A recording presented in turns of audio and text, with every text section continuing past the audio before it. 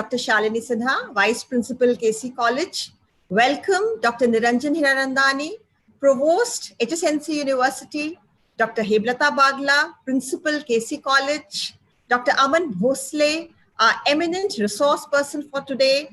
All the Vice Principals, faculty members, and especially my dear students, to today's webinar on healing through hardships, the Corona experience. This webinar was organized because Dr. Hiranandani, Dr. Bagla, and I all felt that in these challenging times, nothing is more important than our students' mental well-being. We were fortunate to get the availability of the notable relationship counselor and psychotherapist, Dr. Aman Bhosle, and here we are today. This webinar is being organized under the grant that has been bestowed upon KC College by the STAR scheme of the Department of Biotechnology, Government of India. The Department of Physics and Mathematics are lending their support to us through this scheme. This STAR scheme was awarded to us last year due to the great interest taken by the principal of KC College, Dr. Heblata Bagla. All of you know Dr. Bagla, who not only is an avid researcher, excellent scientist, and an able administrator, but is also a very warm and compassionate human being who always thinks about his students' welfare. To her, the growth and development of KC College and the new HSNC University is her life. Sometimes, in fact, many times, these take precedence over her family. But then, KC College is her family. So we are not surprised at her passionate dedication to the staff and students of this college. I call upon Dr. Bagla to please give her welcome address. Thank you, Dr. Shalini, for kind words. Thank you so much. Friends, we have with us today our chief guest and honorable provost of our HSNC University, Dr. Niranjan Hiranandani, in this digital room. We have with us resource person of today's webinar, the famous relationship counselor and psychotherapist, Dr. Aman Bhosle.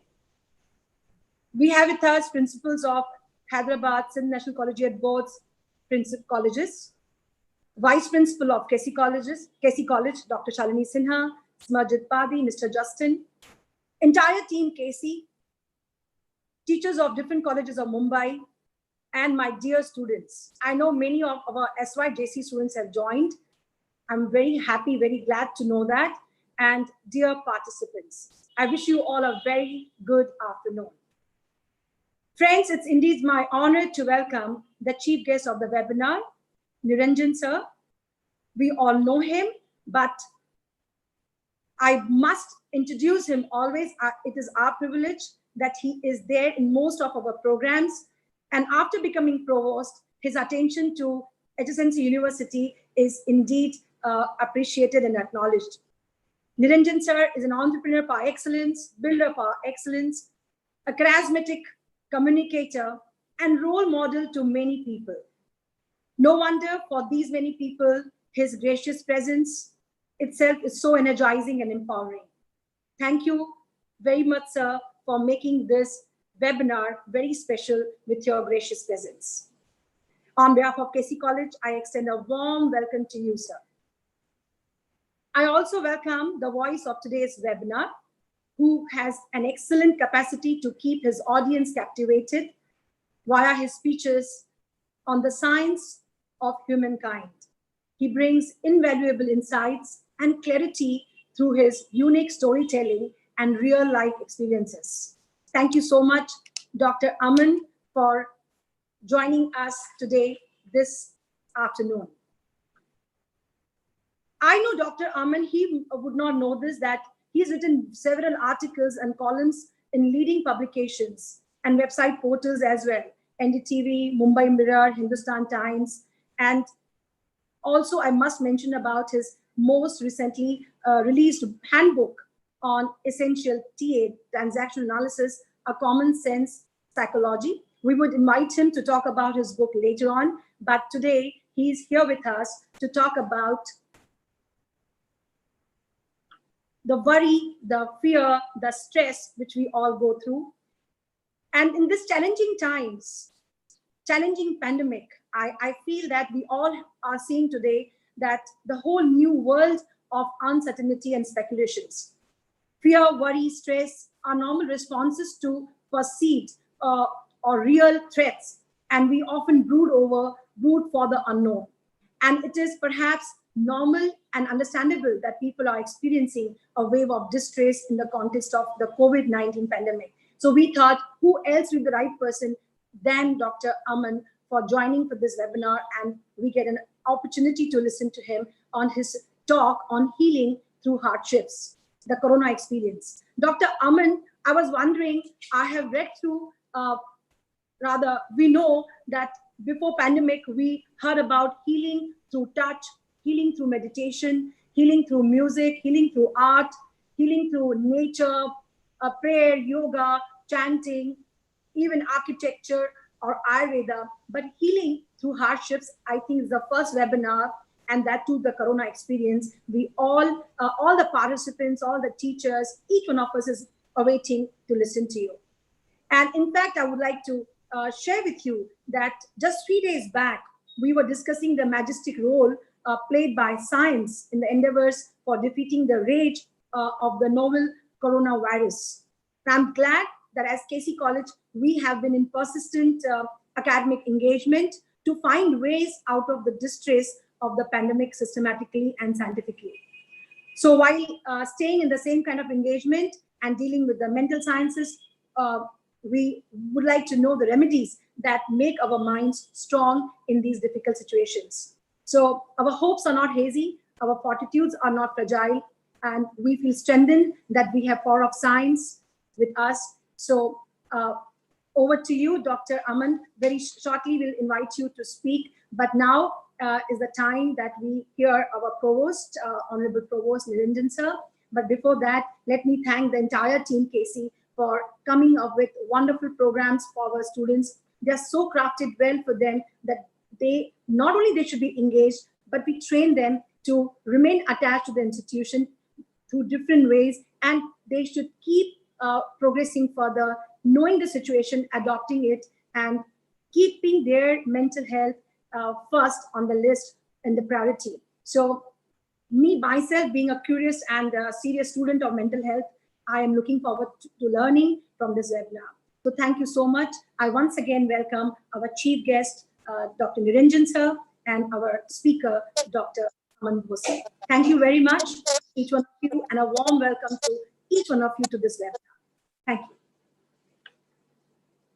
you. Very good afternoon to all of you, and my heartiest congratulations, Principal Bagla, Shalini Sinha, Niti, and the entire team of the college. Wonderful job that you are doing, wonderful things that you have done. And every day I'm quite amazed how you are able to get new ideas to really forward and be able to get what is needed by the people over here, and especially the students of our colleges and also the entire city of Mumbai. So I'm really, really pleased to be here with you again and again, simply because you are the best. So I'm really happy and wonderful to be here this afternoon.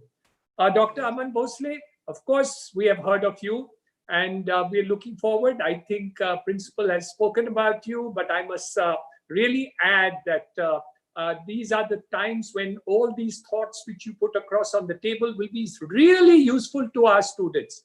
I think the mindset of the students is most important if they have to really learn during COVID times, post-COVID times, and how really we have to deal with hardships. Who wants hardships? Nobody wants hardships. Even I don't want hardship.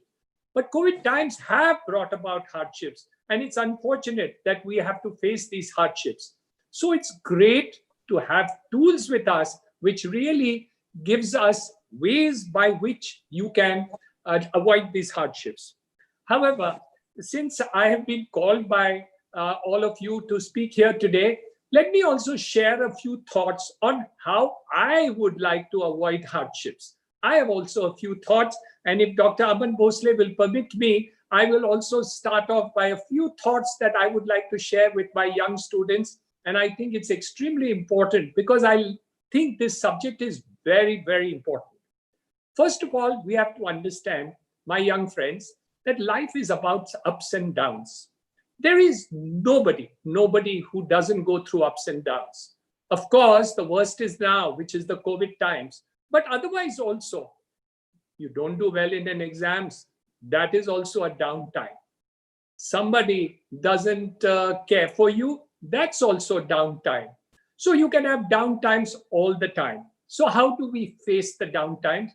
I have some thoughts which I want to share with you.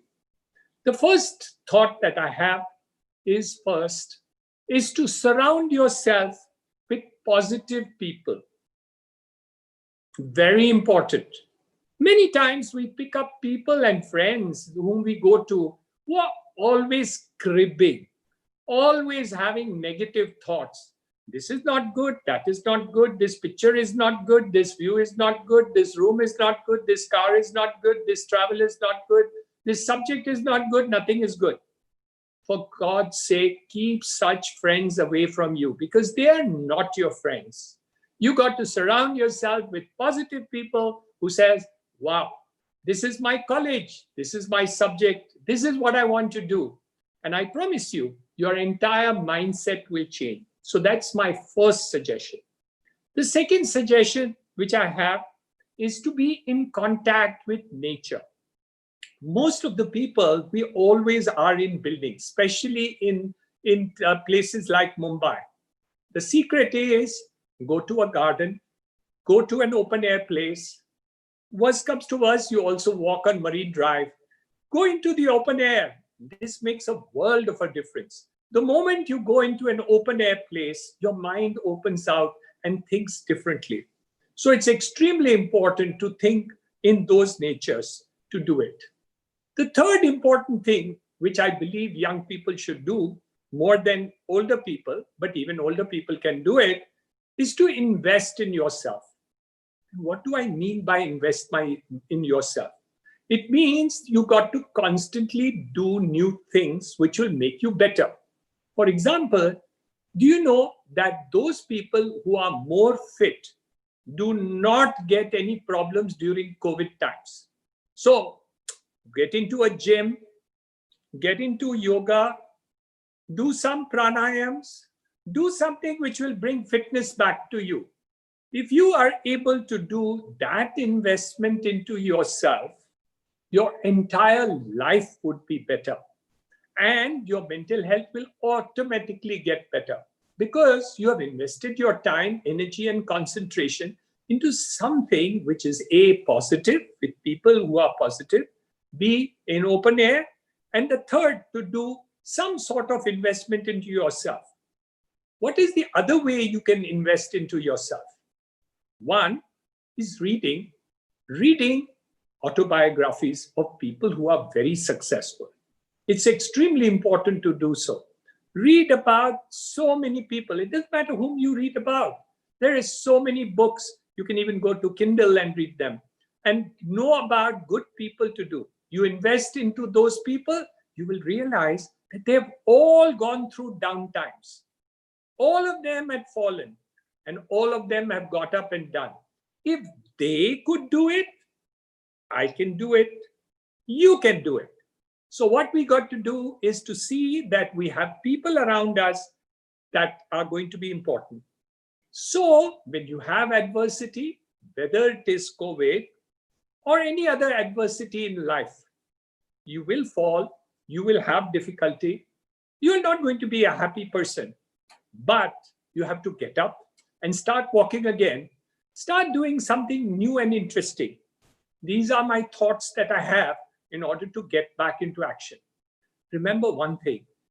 Once you hear Dr. Aman Bhosle, I want you to promise me that none of you will ever be stupid to do what Sushant Singh Rajput did, which was at the pinnacle of his success to commit suicide. You are going to be smarter than him and better than him. Whether you succeed or you don't succeed immediately, it doesn't matter because in the long run, we all will succeed and COVID will go away. But you have to get up and start walking again. These are my personal thoughts, which I wanted to share with you, which will make you face not COVID times, but any time at all. And hence, I feel that you must do. I must tell you, the brightest side of it is that we are now setting up a new university. KC College, HR College, BTTC College is now going to take a flying leap in this COVID times to a new era of education. Things which will make a paradigm happen where your education and learning is going to be fantastic. You're going to find a college with a difference, a learning with a difference, and that is what you must appreciate, which is done by Principal Bagla, by Shalini Sinha, by Nidhi, and all the rest of the team to make education and learning to a difference. But I'm here happy today to share with you all these thoughts, but more and better from Dr. Aman Bhosle.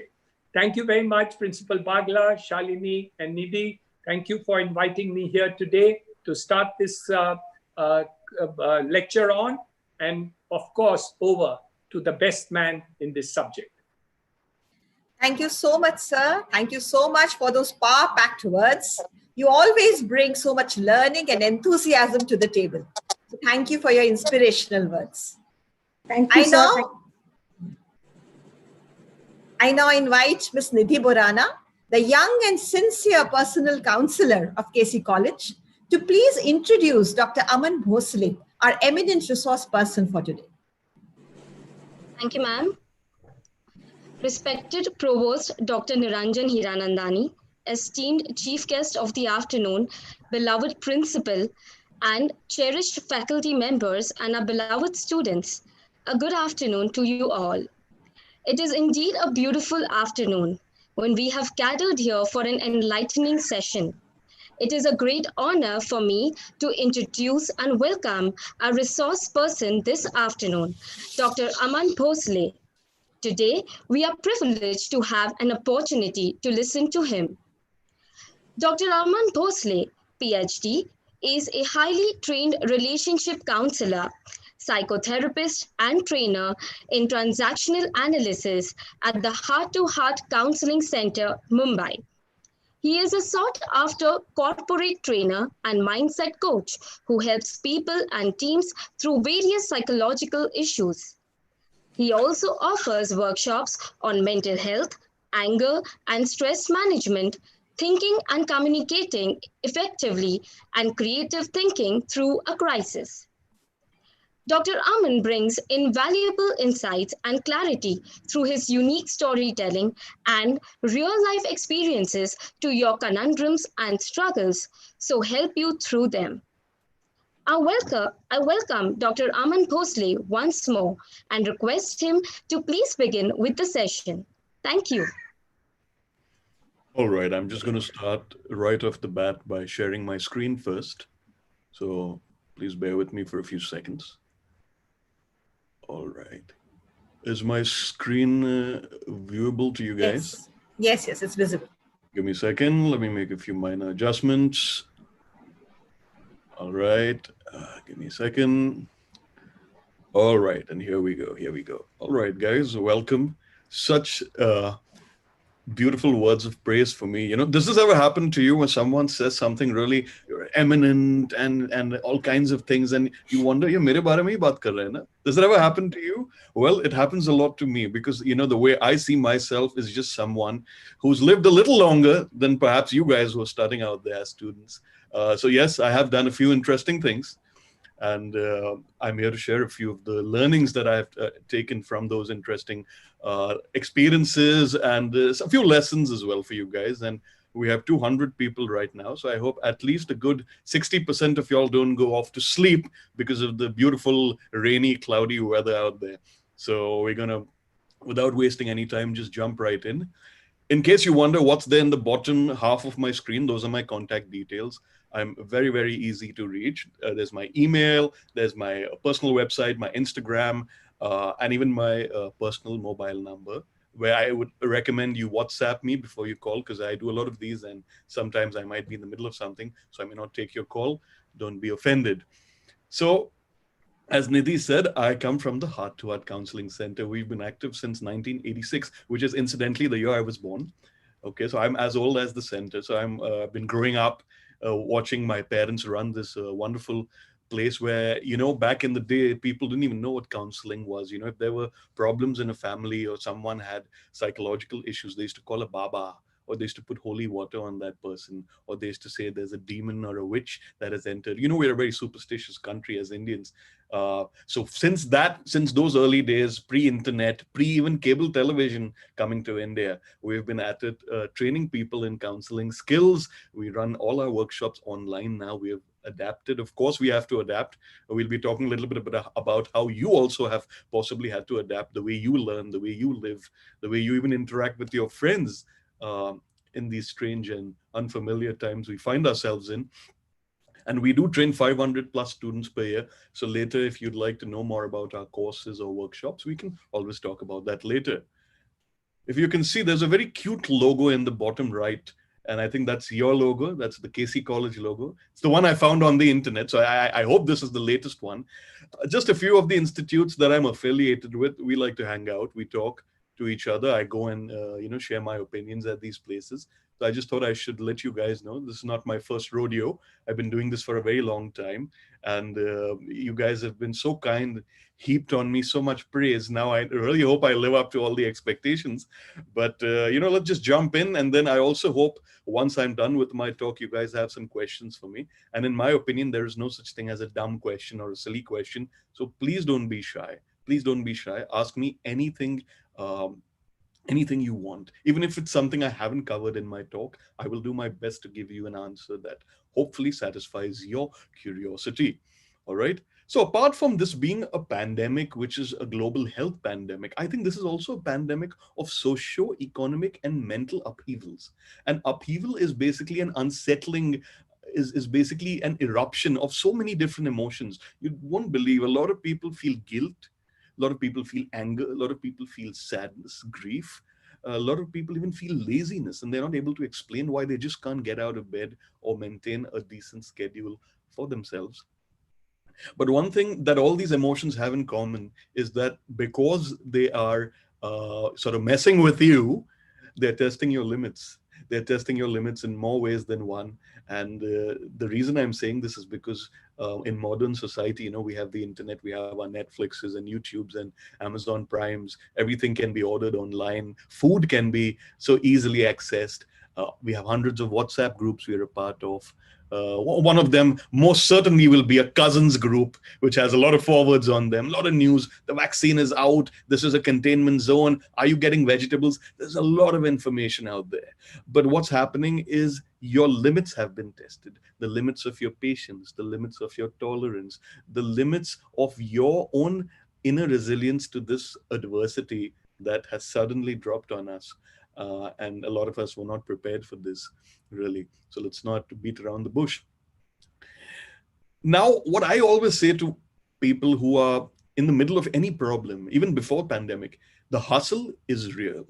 What does the hustle mean? It's a very commonly used word in startup culture. The hustle, it means you have to do what we in Hindi call jugaad. You got to hustle. You got to figure out ways. It's a very, very real skill that you're going to require, especially at these times where you're kind of locked up at home, whether you like it or not, whether you are happy with it or not, whether you've made your peace with it or not, you're locked up. That's what it is. So you got to find innovative tricks to sort of keep your equilibrium, to sort of keep your life interesting enough. For whom? To impress your parents, to impress your teachers, to impress me or Niranjanji? Of course not. It's so that you can live a life that you are proud of.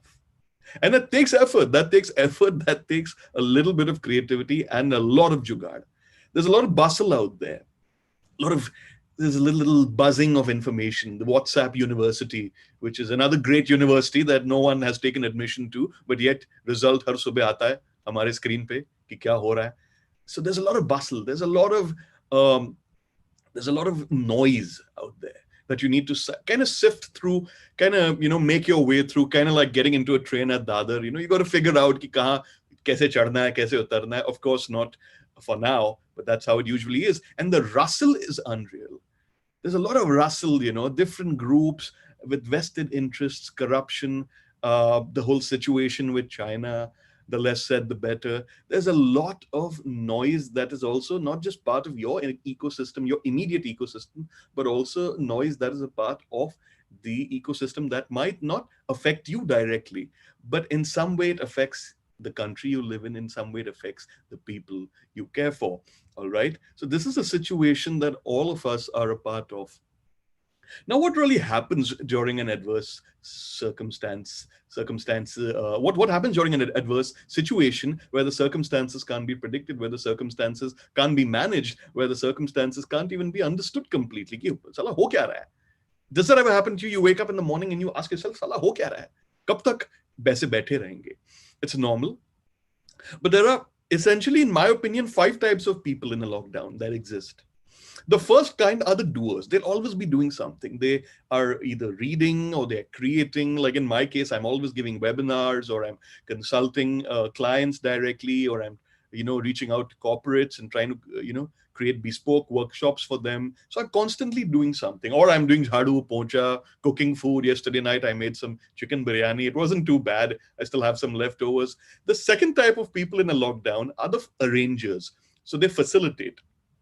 So they will take on the logistics of the building, try to organize fruits, vegetables, mangoes, fish, chicken, whatever it is you need. They may not be able to create something, but they're able to connect the dots and create opportunities and create, conduits through which people might be convenienced. So these are the facilitators. The third type of people are the ponderers. They're always thinking. It's like they're almost at the brink of doing something, but no, there's a lot of time spent thinking, imagining, wondering, maybe philosophizing, maybe ruminating. These people tend to gestate. It's like putting something in the microwave to heat up. So in a way, their minds are like that microwave where the concepts that they would like to play with or execute kind of just getting warmed up. All right. So that is a gestation. The last 2 are the ones that worry me the most as a psychotherapist, are those who are spectators. They just watch things happen without, having a stake in them. So this is also known in English as voyeurism. It could also take on the nature of stalking behavior. So they're just passive. All they do is sit around, and try to assimilate what's happening without being a part of it. It's a colossal waste of your time. The way I see it, I always tell people, if you lose respect, you can always win it back over time. You lose money, you can always earn it back if you're smart. You lose time. Unfortunately, time travel hasn't been invented yet. If it is, please come and let me know. All right. I'd like to go back in time and fix a few things, maybe, just for fun. And the 5th kind are the ones who vegetate, the bums.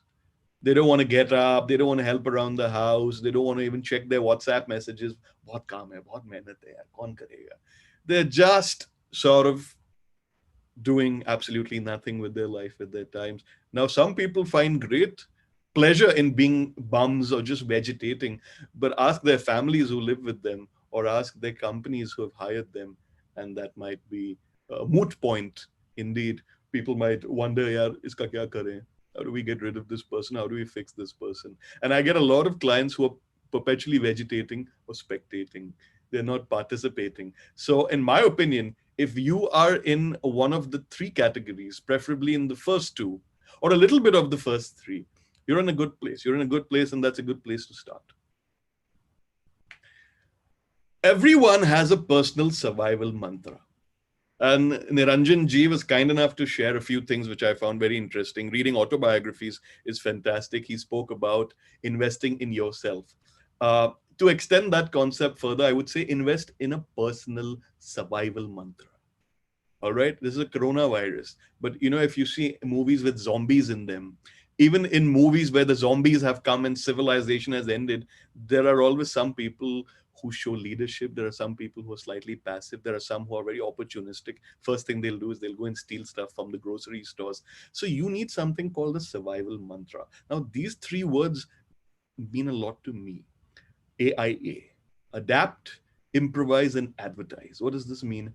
I have to adapt my psychology. I have to adapt my lifestyle, my rituals, my eating habits, my socializing habits because of the changed circumstances. I have to improvise. So sometimes if I need to cook something, I need to make do with what I have in my fridge so I can minimize trips for grocery shopping.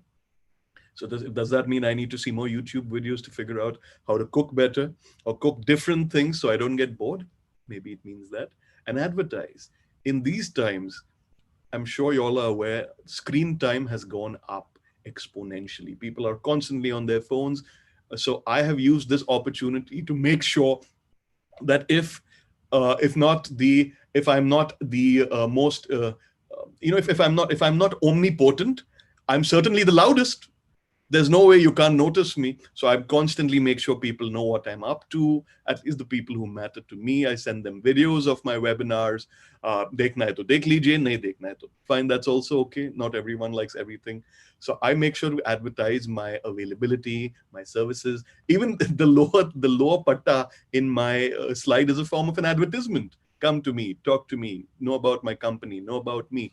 Nothing wrong with that, right? I mean, people aren't supposed to, it's not like an angel is going to come and whisper in their sleep to them about the fact that you exist. Whatever it is you do, there are so many people doing interesting things from their houses, baking cupcakes, doing yoga classes, teaching stuff online.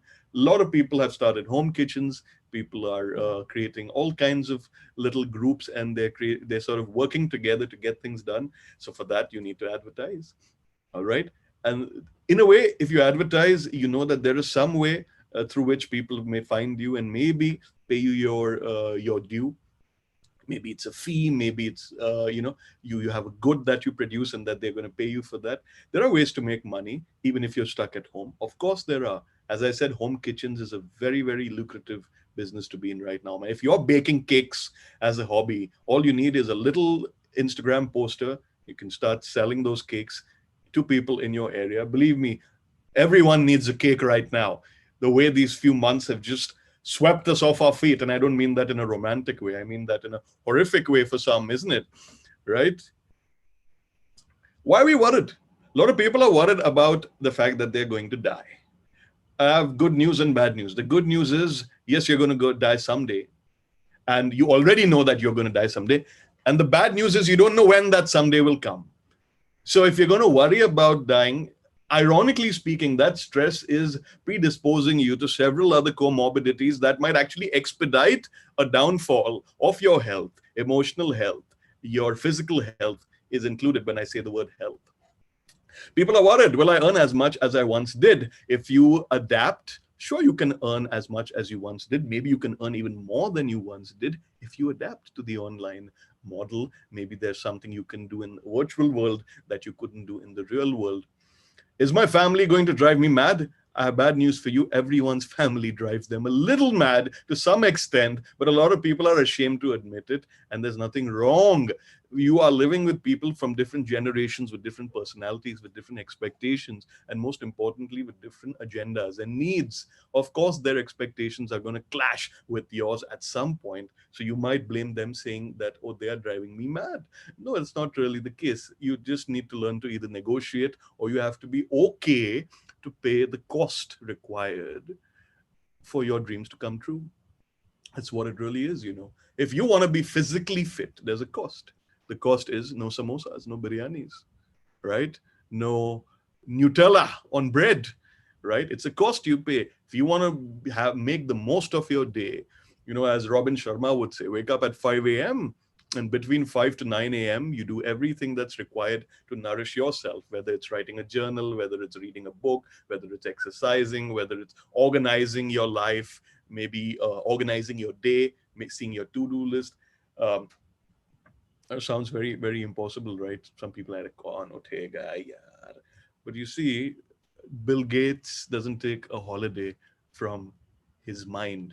So his mind is what makes him that rich. So understand, that your mind is your greatest ally. Are there bad things happening out there? Are there bad things? Is China going to nuke us? Is there a new virus in China? Oh my God, celebrities are dying. What's happening? Amitabh Bachchan's in the hospital. Bad things are happening out there. The news media has a single mandate, a mandate to sensationalize and package information in a slightly more, maybe you could say, savory format, isn't it? It's like anything, like I remember what someone once told me, that it doesn't take a very great chef to turn a dish into an absolute culinary masterpiece by adding extra salt. Namkeen banana to unka kaam hai. So if they don't sensationalize it, how are they going to get you to look at their channel or, view their publication? Yes, bad and unfortunate things are happening, but maybe a little bit of savoriness is being added. So that's a question you need to ask yourself. How much is sensationalized? How much is real? And how much is plain fake? Will I return to my old life? Unfortunately, there is no returning to your old life unless there is a vaccine found. So it's important for us to make our peace with the situation for what it is. And we'll be exploring that a little more as we move along. So if you're worried, there's nothing wrong with you. Some people feel very guilty. They feel very, very angry with themselves. How is it that I'm so upset? How is it that I'm so distracted? How is it that I'm so paranoid? How is it that I'm not sleeping at night? How is it that all I want to do is sleep? Listen, boss, there's nothing wrong with you, okay? You're a human being. You will succumb to all the weaknesses that human beings usually succumb to. So things like disturbed sleep, either eating too much or eating too little, either constantly being on your phone or not wanting to even look at your phone because someone is constantly dropping these carpet bombs of negative information about the coronavirus. Arey, tumhare ward mein hua, pata nahi. So people like to sensationalize, shout, oh my God, shout from the roofs. People enjoy that because it perhaps gives them also a little bit of bhav, a little bit of their 2 minutes of fame on WhatsApp, right? Understand, human beings are very opportunistic, but they're also very starved of attention, of affection, of credibility. And we'll explore that later as well. We are all creatures of habit. 200,000 years of evolution has taught us one thing, and that is we are all creatures of habit, but at the same time, we also outgrow our habits. There was a time when traveling meant sitting on a horse. And now people sit on a horse just for recreation. So I remember I had seen this movie where there's a scene where this guy is driving probably the world's first automobile, and you have to crank it, manually, pull like a lever. And the guy says, are you trying to get yourself killed? Why don't you be a self-respecting gentleman and buy yourself a horse like everyone else? So you see, habits change. So our habits, like personally, I'm a man with facial hair. And when I wear that mask, oh my God, it's like someone has put my face inside a microwave. It's a horrible sensation. It's sweaty. So I'm constantly trying to buy masks that let me breathe better. I just ordered some that came earlier today. I should try them out. I'm almost feeling like Darth Vader from Star Wars, constantly in my mask. And I don't like Darth Vader, all right? So the fact is, your habits can change if you want them to change. So the key is we are looking not just to develop herd immunity against a disease, a pandemic. We're looking at developing herd immunity against our own unhelpful habits. Because believe it or not, dealing with stress is a function of dealing with your own unhelpful habits and attitudes that affect the way you look at stress. So I've been self-isolating for a very long time now. 17th March was the time I last left my building complex. After that, I've just been within the complex, maybe till the gate to take something from Amazon or Flipkart, but I have not left. My parents live in Mumbai. I haven't seen them probably since the 10th of March. And look at what the date is now. So for me, this is also an endurance test. How truly Atmanirbhar am I psychologically? It's not that I don't connect with them. Of course, I speak to my dad and mom every day. But a lot of people are like, how are you doing this alone? How are you doing this alone? And a lot of those answers go back to my childhood and how I perhaps grew up and learned a lot about what I'm capable of, what I can do, and what I perhaps need to learn how to do differently. Some unhelpful habits, if you have any of these, take stock of them. as Niranjan ji correctly said, if you don't prioritize your physical fitness, that's a problem, because your mind, your body, your nutrition, all these things are connected with each other. Really, I mean, it's like when you have too much rice, how do you feel? A bit of sloth, a bit of slowness. So that's a problem. If you are one of those people who sulks around, "Arey yaar, and you don't speak up, well, maybe now's a good time to learn how to speak up, speak your mind, speak your truth. Because unless you are heard, you may not be even considered as irrelevant. So it's very important to be heard, which is why my third mantra is advertise. I must make sure I'm heard to the best that I can do. All right. If you're refusing to cooperate with the current protocol, you're still going for house parties, or you're wearing your mask up till here and leaving your nose open. I always tell people, you do realize phlegm can enter and exit your nose as well, right? So by doing this, you're probably just making a very hipster statement, but it's actually ineffective. You might as well be wearing one eye patch and saying, "Arey, mujhe kuch dikh nahi raha." Come on now, let's not be silly. The current protocol exists for a reason. It's very important for you to follow it. All right, let's be respectful to that. Some people are not getting enough rest. They have turned this pandemic into a productivity contest. Yeah, I want to do all the online courses on the planet, and then they get burnt out. Why is that required? Another thing people do is they violate their surroundings. There have been so many incidences of people breaking things, or scratching the walls. It's happening everywhere. They're adding drama. They're creating all kinds of danga, because ghar pe baithe baithe they're not able to deal with their own inner thoughts. Some people like to blame Modi. They like to blame the system. System kharab hai. System kharab hai. And I tell them, you do realize the system is not one person, right, or one computer that is deciding everything, right? It's a correlation. It's a sort of coagulation of several factors that is sort of shortchanging us. Another thing people do is everything on social media looks great. Your friend in the tight yoga pants is so fit. Everyone else is looking great, doing great things. But people tend to forget that social media is an advertising tool first, then it's a tool via which you connect with other people. So don't base your self-worth or your self-image on social media. Base your self-worth on what you know of yourself. Ask yourself a few important questions at night, which I will share in my later slides. Don't forget, guys, your life journey is your library. I have been referred to very kindly by you all as a resource person. All right. But I believe there is a resource person sitting inside you at all times. And that resource person is the librarian that is archiving various chapters of your life. So if you want to move on from a chapter, make sure the chapter closes, you get some closure.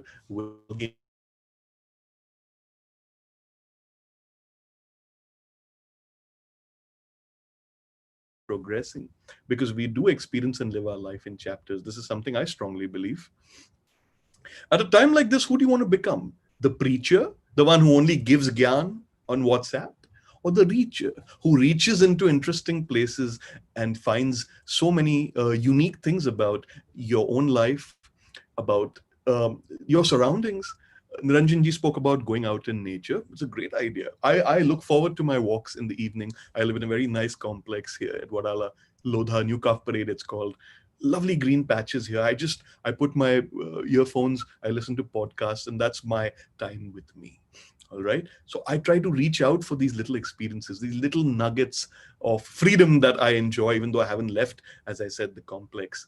I would suggest you become a reacher rather than just a preacher who just has a lot of things to share and forward, because your perspectives are important. You never know how your perspectives may change someone's life.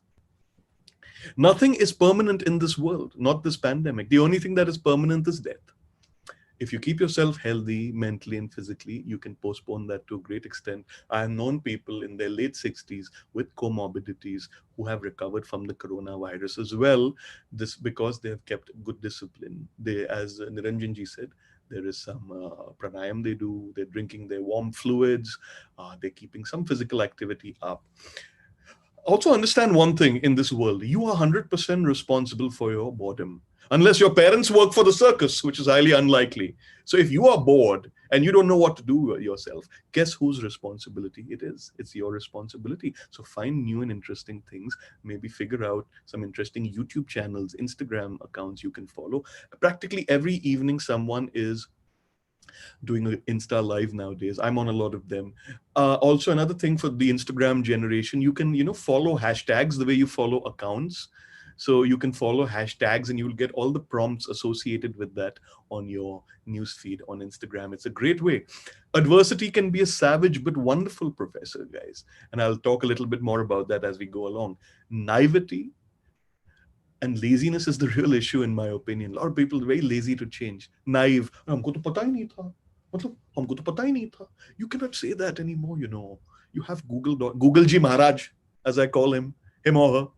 Google Ji Maharaj hai aapke phone pe. Even if you have a 3G connection and not a 4G connection, all right, you can still learn so many things for free on Google. Yeah? Everything doesn't cost money. So either you can stagnate, sit around the house, be a mess, blame everyone who you can find. Blame your mother for not cooking your favorite food. Blame your father for not giving you enough money. Blame your college for giving you too many assignments. Weep, weep, weep. Boo-hoo. So sad. Or you dive and go deep into something that makes you smarter, makes you interesting, makes you resourceful, makes you that much more adaptive to the changed circumstances. I keep telling people, this is a great time to pick up on cooking skills, one of the most essential skills. Unlike our friends in the animal kingdom, we can't eat our food raw. We have to cook it. So learn some basic cooking, right? That's the least you can do, right? So I call myself a perspective vampire. And if I lean back like this, you can see my devil's ears. All right, so a bit of a devil. I call myself a perspective vampire. I'm always looking to absorb from the perspectives of others, even people who I don't agree with, even people who I may not like. They may be people who give me a life lesson that was long overdue, which even the most resourceful textbooks couldn't give me. So I consider myself a perspective vampire with my little red pointy ears. I'm always borrowing from the knowledge of others, the experiences of others, the stories of others, the journeys of others. So that's why I love people. I love people. I love to liberally subject myself to people, not face to face, but in various forums, right? So a perspective vampire, in my opinion, that's who I am. I'm always seeking, I'm always trying to solve, and I'm always trying to suture. It's like stitching up a wound, right? We all have wounds, right? Maybe you didn't have a very easy childhood. Maybe you weren't good at studies. Maybe your family gave you a hard time. Maybe your friends were manipulative. Maybe you had trouble getting into the college of your choice. Maybe you had health problems. Maybe your parents weren't happy with each other. Maybe there were money problems at home. Everyone's had these problems, some version of it or the other. Maybe someone was mentally unfit in the house. Maybe someone was not available and didn't give you enough time or energy or love or attention, and you feel you deserved it. Maybe one sibling was preferred over the other. However, those are chapters that are in the past. And I believe you can learn from every chapter of your life. For example, this was a very crucial chapter of my life. You see this little boy, I lived in a boarding school. That's me wearing those pants. This is 1996. Don't know how many of you all were born at that time. For you to know how long I spent in boarding school. And this boarding school was basically in the middle of nowhere. You see that hill behind me. That's where the school was. I was living there for 6 years. And for you to know how long I lived there, look at the photo on the right side. There's a photo of me with the geography teacher on my first day and a photo of me with the same geography teacher on the last day. Grown a little taller, the hormones kicked in. Thank you very much. There was no internet. So we basically had to believe in the words of our teachers. Now, I consider teaching a very noble and beautiful profession. But then again, human beings are human beings. Some teachers can be manipulative. Some teachers can be bullies. And I had a lot of those, especially my maths teacher. Not a very nice guy. Let's just face it. He was very biased, always insulted me in public, used a lot of nicknames for me, which were derogatory. Later, it turned out that he was also a child molester, so they kicked him out. But he scarred me quite a bit. And we are conditioned in our lives to believe everything an adult tells us. And we carry that conditioning with us even when we grow up. And I used to ask a lot of questions because I'm a curious bugger, man. I'm a curious bugger. I'm like a worm, you know. I will enter there and keep asking questions. It's still who I am, which is why when I started this talk, I said, bombard me with your questions, man. I can take it because I know what it's like when your teacher tells you, shut up, you're an idiot, you don't know what you're saying, you're a fool, you don't know, you don't have any respect, you're errant. It's been said to me. It's been said to me a lot. And it used to hurt. Oh man, it hurts. But what happens when you're living in the middle of nowhere and there is no internet and the teachers are bullying you and they are manipulative? What happens then? You realize Santa Claus isn't coming to town. No one's coming to save you. No one's coming to yank you out or wave a magic wand. No fairy godmother, man. So sorry. Atmanirbhar Bharat. Again, you have to learn to be self-reliant because life is hard. Life is unfair. Life is opportunistic. Life is pain. If you don't have money, life is very painful. Believe me. People say money isn't everything. But it pays the bills. How many of you all have got those horrific electricity bills? 15,000.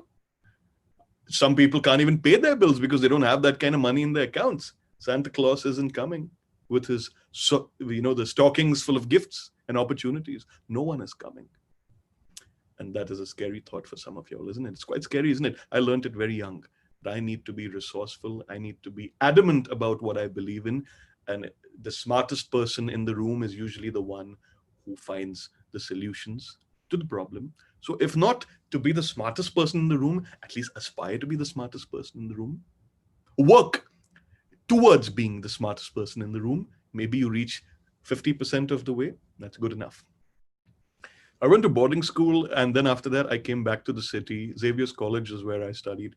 As you can see, I wore incredibly high jeans in the early 2000s, and I didn't have a mooch at that time, despite my sincere attempts at growing one. And then I decided to wear a hairband instead. I grew my hair out very long, and I sort of demoted myself from nice boots in my FY to chappals in my third year, as you can see in the photo on the right, aged a little bit. I don't think I knew much about fashion, and college was a place that was very confusing and intimidating for me at the beginning. And why am I talking about my life to you? You're wondering, it's because I have extracted lessons from my life that still help me today. And this is something you can do as well. What did I learn in college?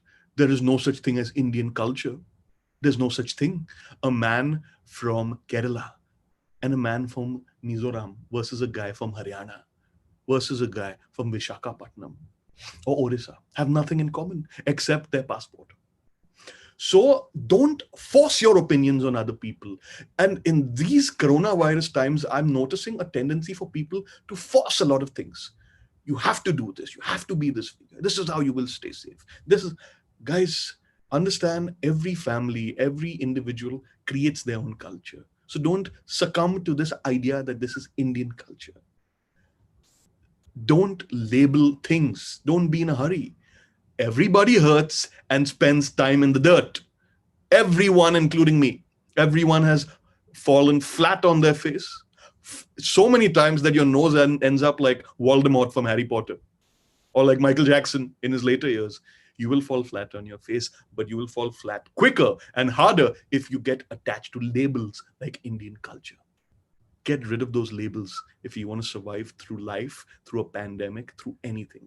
Don't get attached to labels. Be adaptive. As you see, the hair grew longer. I started working in Malaysia on a reality show. That was the only place that would hire me during the great global recession of 2009. Some of you all will remember that time. Very difficult to get jobs. I was working with snakes. I was working with cameras. I was part of this crew. Imagine a fusion of the show Big Boss and Survivor, with a lot of Arnab Goswami-like shouting. When I started working in a jungle, and I already had an MBA, FYI, I realized that I'm not that important. I'm not that important. You are nothing but a cog in the wheel of life. You're not special. So stop expecting special treatment. It's very harsh, I'm a psychotherapist. I'm supposed to be making people feel better. Wow, come here. I'll give you back massage. No, you are not special. So stop expecting special treatment from your parents, from your teachers, from your loved ones. You have to prove your worth in a world that is very, very quick to judge. It's unfair. I know it hurts, but that's what it is. So it's important for you to wisen up to these truths because a pandemic will affect so much more than just your ability to earn money. At this stage, you're still students and that pressure is not on you. But if you're a fledgling business or a startup, you're feeling the heat. If you require warehousing, if you require transport, if you require staff, if you have to pay rent, or you will feel the heat. All right. I remember once a client asked me a very simple question. He said, "Sir, what is adulthood all about?" I said, "You want to know the truth? Paying bills. That's what it is. Paying bills and trying not to look stupid. That's what adulthood is about. And the only way you can really not look stupid is if you are resourceful, if you're smart, if you're resilient, and if you have a little bit of this wonderful quality called humility. Humility is a beautiful thing. It goes a long way. People will remember you. How do we currently live? Our schedules, how do we currently live? And this coronavirus threat has been looming over us long enough to know that our schedules are completely mucked up. They are flexible. They make us uncomfortable. They make us restless. There's stress. There's a lot of social and physical distancing. We can't see the people we love, whether it's a birthday celebration or whether it's just meeting up like the old days. Chal yaar, kuch kha pi ke aate hain. Let's have a dosa. Let's have fried rice is quite famous, I believe, at KC College, right? We used to come, I know. All right. Two things that were famous in KC College back in my time, the fried rice and the notes. And we came for both. All right. Xavier's College secret for you guys. You can troll your friends from Xavier's. At these times, due to the coronavirus threat, you will have limited access to goods and services. So don't expect access to your favorite products and brands. Of course, wahan pe you have to do some jugaad. There will be a looming threat of cabin fever, which is essentially boredom, stress, anxiety, anger, frustration, guilt, and all these other rather choking emotions that sort of stifle you. And it's very common. I remember during my second month, I had a few bad dreams as well. And I woke up, I spoke to my dad. I said, what's happening? He said, hota hai, hota hai. It's common. The brain is also trying to figure out how to better adapt to this situation. Now, some poor coping strategies, some terrible coping strategies during a pandemic are not helping your community. If you only live for yourself, it is safe to assume that everyone who you expect help and support from is also probably going to feel like living for themselves. So if you expect people to help you, rescue you, care for you, what have you done to help, care, and provide? If you don't pick up a new skill during this pandemic, I assure you, you have squandered away a wonderful opportunity. As I said, you can learn how to cook. This is a great time to expand your social and business network. Get busy on WhatsApp. Get your LinkedIn profile cleaned up, get your Instagram profile in order. Your online presence should be an extension of your personality, but only the most redeeming aspects of your personality, all right? People are not able to schedule things because of anxiety. I get it. If you're anxious, if you're not able to organize things, please speak to a therapist. Please go to a counselor. They will help you. They will give you some insights. If you share each and everything about your life or about the coronavirus on WhatsApp, people may start losing respect for you. They'll say, isko koi kaam dhanda nahi hai kya? The amount of time you spend on WhatsApp also tells people about how villa you are or how perhaps bored you are. If you force your judgment on other people, they're not going to like you. And at times like this, when you're feeling a sense of frustration, you might become very judgy, very forceful. But know that people don't owe you their compliance. No one does. If you keep binging on the news, it's definitely going to stress you out. So do space it out. Watch some sitcoms.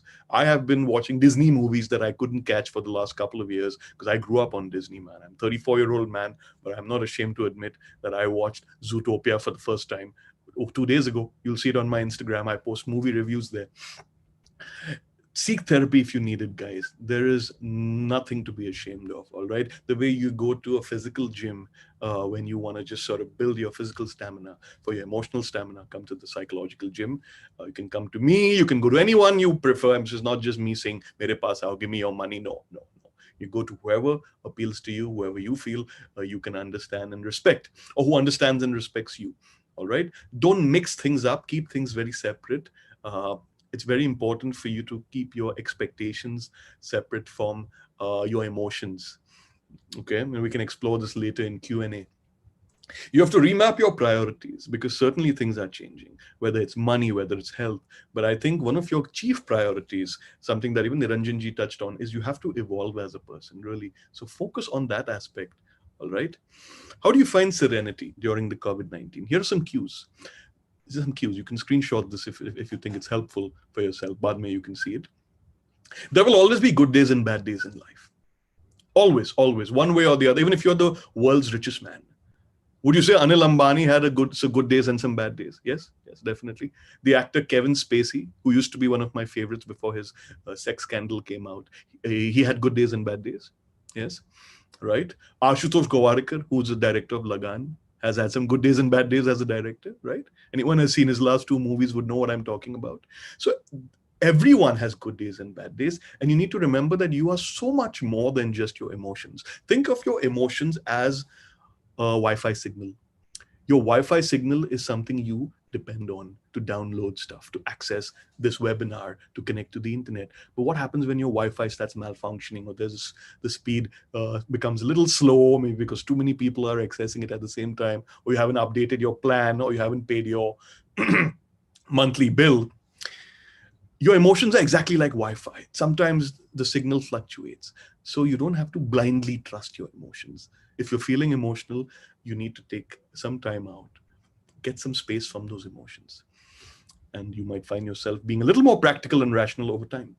Point 3 is, please don't trust everyone's judgments about you. This is something perhaps when we're very young, when you're 4, when you're 7 years old, even when you're 11, people may tell you things about yourself. So for the longest time, my teachers used to tell me, you're Buddhu, because I was terrible at maths. Oh my God, I was the most mathematically challenged individual on this planet. Maybe to some extent still am. I'm not the best. I need my calculator. I can't do mental maths. So people used to say, "Arey, tum maths nahi aata. Kaisa tum career mein tumko kuch hoga nahi. Tumko ye nahi. I should not play cricket or football like the other boys." They used to say, "Arey, sports nahi aata. How will you appreciate the finer nuances of teamwork?" But I have led teams in 3 different countries and been reasonably successful. When I worked in the television business as well for many years. You might find that out about me if you Google me or go to my website. I used to trust their judgments about me, and then I used to punish myself in my mind. But then I realized I don't need to trust it. It's one person's opinion, yaar. Hai na? If you try making everyone happy, you will stay unhappy. So the rule, what I say, the cardinal rule is follow your, sounds very cheesy. I can't believe I'm saying this. Follow your heart. Cheesy. Oh my God, it's the cheesiest thing. Every Instagram post is about following your heart, but it's true, If you don't follow your dreams, if you don't follow your passion or what you are good at, and you live your life living someone else's dream, and you spend your life bringing that dream to the surface, you will be a very bitter, very, very bitter, very disenchanted old man or old woman. I assure you, and I know this because I have seniors who are my clients and counselees as well. And almost, I would say 80% of them have spent their lives living someone else's dreams, their wife's dreams, their parents' dreams, their kids' dreams. And they say, now my time is up. I screwed up. And in my mind, I'm like, yeah, perhaps you did. Perhaps you did screw up by not prioritizing yourself. People take this like shortcuts, People love their shortcuts. People say, main to aisa hi hu. I was like this only. You were not designed on Adobe Photoshop, my friend. You get to design who you are. You don't inherit your personality. Sure, there are certain hereditary factors. There's this whole conversation between nature versus nurture. Nature being your biology, your hormones, maybe because of your gender as well. They do affect your moods, etc. But you're not trapped within your personality. You get to design it. All right? 7 great ways to deal with the fear that you might be feeling during the coronavirus pandemic or in general in life. These are some lovely tips which I put together for you all. First tip, get busy with some activity. I assure you, if you keep busy, your day will get some much needed structure. And it's a beautiful thing to have some structure, because at these times where, you can't leave the house, I bought a new car in December. I bought a SUV for myself, my life's first SUV, and it's been gathering dust for the last 3 months in the garage. Does it sound like a first world problem? Maybe it is. And I remember how I had planned to do a lot of road trips this year, but unfortunately that's not going to happen. So I had to adapt. I said, okay, that's what it is. It is what it is, right? So I found ways to keep myself busy, webinars. I've created lots of WhatsApp groups for things that I love. Like I love food, I love board games, I love movies, I love books, I love comics. I've created WhatsApp groups for all these things. And now my groups have more than 158 people. in each of these categories. And I found those people. I hunted them down like Nick Fury in the Avengers. For those of y'all who watch those movies, I love those movies. You got to hunt these people down. You got to hunt down like-minded people. So I created activities for myself. Every day there is something happening. It's a great way to deal with that fear you feel. Mera kya hoga, mera kya hoga. The answer to that mera kya hoga question is kuch to hoga. Kya hoga malum nahi, lekin kuch to hoga. Aur kar lenge. Ho jayega. Upskill. Anything that makes you smarter and more interesting is worth investing in. Online courses, webinars, TED Talks. Hey, they're free. Get the TED Talk app. It's fantastic. My favorite app after Instagram, maybe. Journal.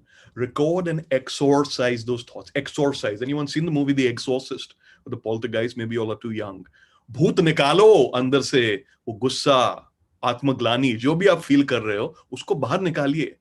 So I have this thing I do. I have Microsoft Word document that I've maintained since 2014. On days when things are getting very difficult, I will write. I would type. I'll type and I'll get all that negativity, all that stress out. I feel light, I feel like I'm walking on a cloud after that. Sometimes I read my journals from 2015 and it's like stand-up comedy. The kind of things that I used to worry myself about. इसने मेरे को call नहीं किया, उसके party में ऐसा हुआ, यहाँ पे पता है महंगा हो गया, and things that don't even matter, that I don't even remember. And that gives me context. Connect with people who inspire you, right? Why do you think I've given you my contact details? Hopefully I've inspired at least 12 of y'all from the 180 who are left. Right? We started with 200. I don't know, the rest may have gone for chai and samosa, or maybe the internet gave way. That's all right. Okay? Connect with people who inspire you. If I inspire you, connect with me. If I don't inspire you, that's okay. You can connect with these people on LinkedIn, on Instagram. If you have lucky enough to have their number, drop them a text on WhatsApp. I always believe you should text someone before calling them. Nowadays, especially those who you know are busy. Except that there isn't always a straight answer to questions in life. It's okay to ask for help. Take precautions. Do what you need to do. And you know what I mean by precautions? Corona, go. Go Corona. Don't shout that. But sanitize your hands, wash your hands, keep your living space clean. All right? Seriously, don't shout Corona, go, unless it's just for fun. All right? Take the precautions that you need to take when you leave the house. Buy yourself one of those helmet thingies, whatever it's called. Steel Bird ka bahut acha hai. I bought it last week. It's quite nice. Get yourself masks, not like the ones that I have bought where I can barely breathe in them. All right. Get something with a breather, something with N95 protection. I think this is information that even your WhatsApp can tell you. You don't need me telling this to you. Redefine your limits by redesigning your pursuits. All right. There have to be new things that you go after. See, some days I can understand you're lazy. Aaj to kuch karna hi nahi hai. Everyone has those days. I have those days too. Are you understanding? But it's very important for you to find things that excite you. For a lot of people are discovering ice cream making, baking, yoga. Some people are trying to do more push-ups. Some people are creating Insta lives and trying to invite people with whom they can have conversations, right? To show that, to practice their spoken communication skills and presentation skills, etc. It's a very valuable thing, Go after what you want if you want to grow during this crisis. And it is a crisis. Make no mistake. I'm not undermining it. Go after what you want. You need 3 Gs. 3 Gs, huh? Not your 3G network. Vodafone. Good luck if you have Vodafone. The network really sucks. All right. You need 3 things. Guts. Matlab, bolte na, are daring chahiye. Daring. In Bombaya Hindi. Daring. Which is an English word, but with a Hindi accent. You need guts. You need gumption. You need himmat. And you need to be gregarious. Some people, they say, oh, but I'm very shy. So shy. I'm very shy, Okay, that's who you are. But it's not who you need to be at this time. You need to be the loudest voice. You need to be able to attract the right kind of attention your way so that you can survive through this crisis. Maybe you can even contribute some money towards your family. If dad's going through some trouble with the money situation, which a lot of families are going through, maybe you can do something and say, get a couple of hundreds of, few hundreds of rupees in. So learn something and try to sell it online or connect with courier partners, figure it out. Grow in gratitude. Now, this is something I practice on a daily basis. I think about at least 2 or 3 things that I feel very, very happy about. I'm very proud about, right? Gratitude is very important to give you context about all the good things that are working for you and all the things that might be not working for you also. Um, like I have a lot of gratitude about having a house that I can live in. My fridge is decently stocked. I'm not short of money for the essential things that I need.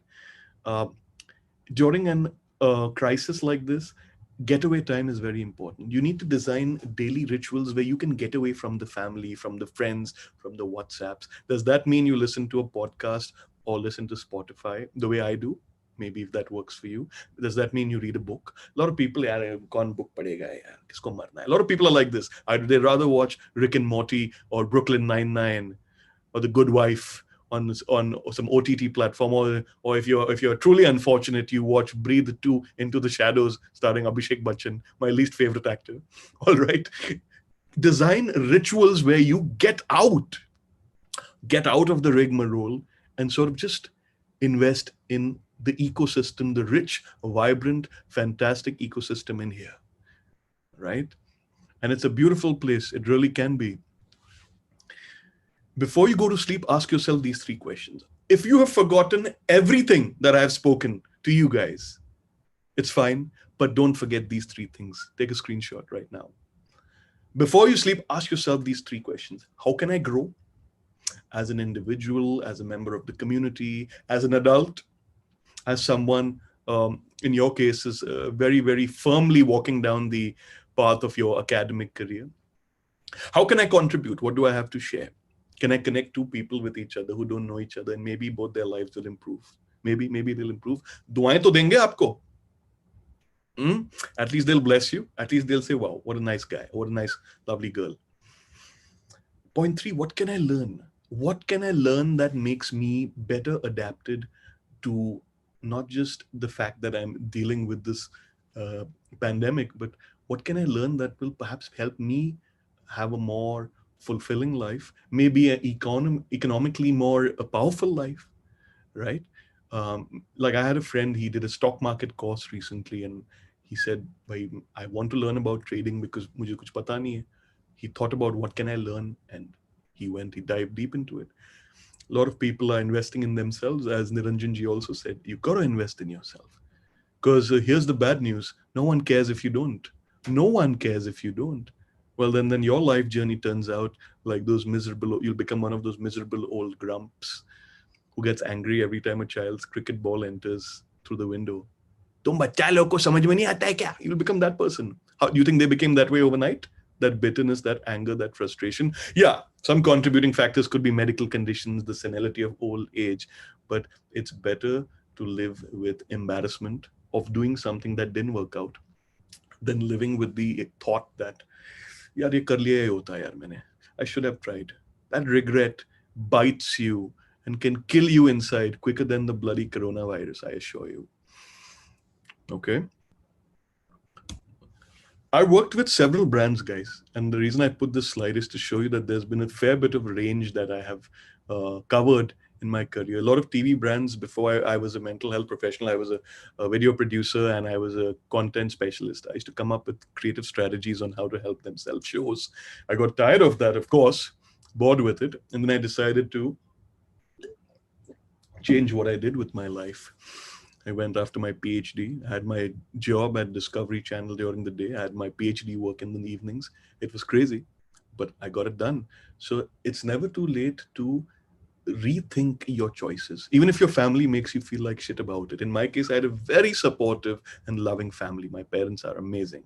So you may not be as fortunate perhaps, and that's unfortunate, but the fact is you can change what you do anytime. You can change who you are anytime. You can change how you think anytime. You can change how you live anytime. You can change your habits anytime if you have guts, gumption, and gregariousness. And if you're adaptable, anything is possible. Yes, I do get quoted a lot, so I just thought I'd put a few logos up of a few establishments that I either write for or they quote me. I have a weekly column that comes in the Free Press Journal. I think currently it's under suspension because of the coronavirus pandemic. I do write a lot. You'll come across a lot of my articles. You're welcome to read them if you're a reader. But more than reading, I know a lot of you all are on this platform called YouTube. It's a great platform, really my favorite. It's the reason I have no cable in my house. I just have OTT and YouTube, and it's good enough for me. Go ahead and please subscribe to me if you feel like you enjoyed this webinar. And there are many, many, many free webinars I do, and a lot of free knowledge for you guys, really. So it's your choice if you go and subscribe, or maybe you don't. It's up to you. I just thought I should let you know the YouTube channel is called Dr. Aman Bhosle. Just Google it, or go on YouTube, type Dr. Aman Bhosle. You'll see me with this black and white photo wearing my chashmas. All right. I'm also on Instagram. Screenshot this right now. Do it right away. I'm here on Instagram. If you want to reach out to me, give me a shout. Follow me here. I post a lot about cinema because I'm passionate about it. I post about when my webinars are going to happen. Sometimes I just post my personal opinion. Nothing too religious or political, I assure you. I try to keep things fun and motivational and hopeful. But my favorite of all these platforms is probably LinkedIn. Find me there. Connect with me there. All right? You can look for me as Dr. Aman Bhosle, PhD. Most importantly, I think I've taken quite a bit of your time.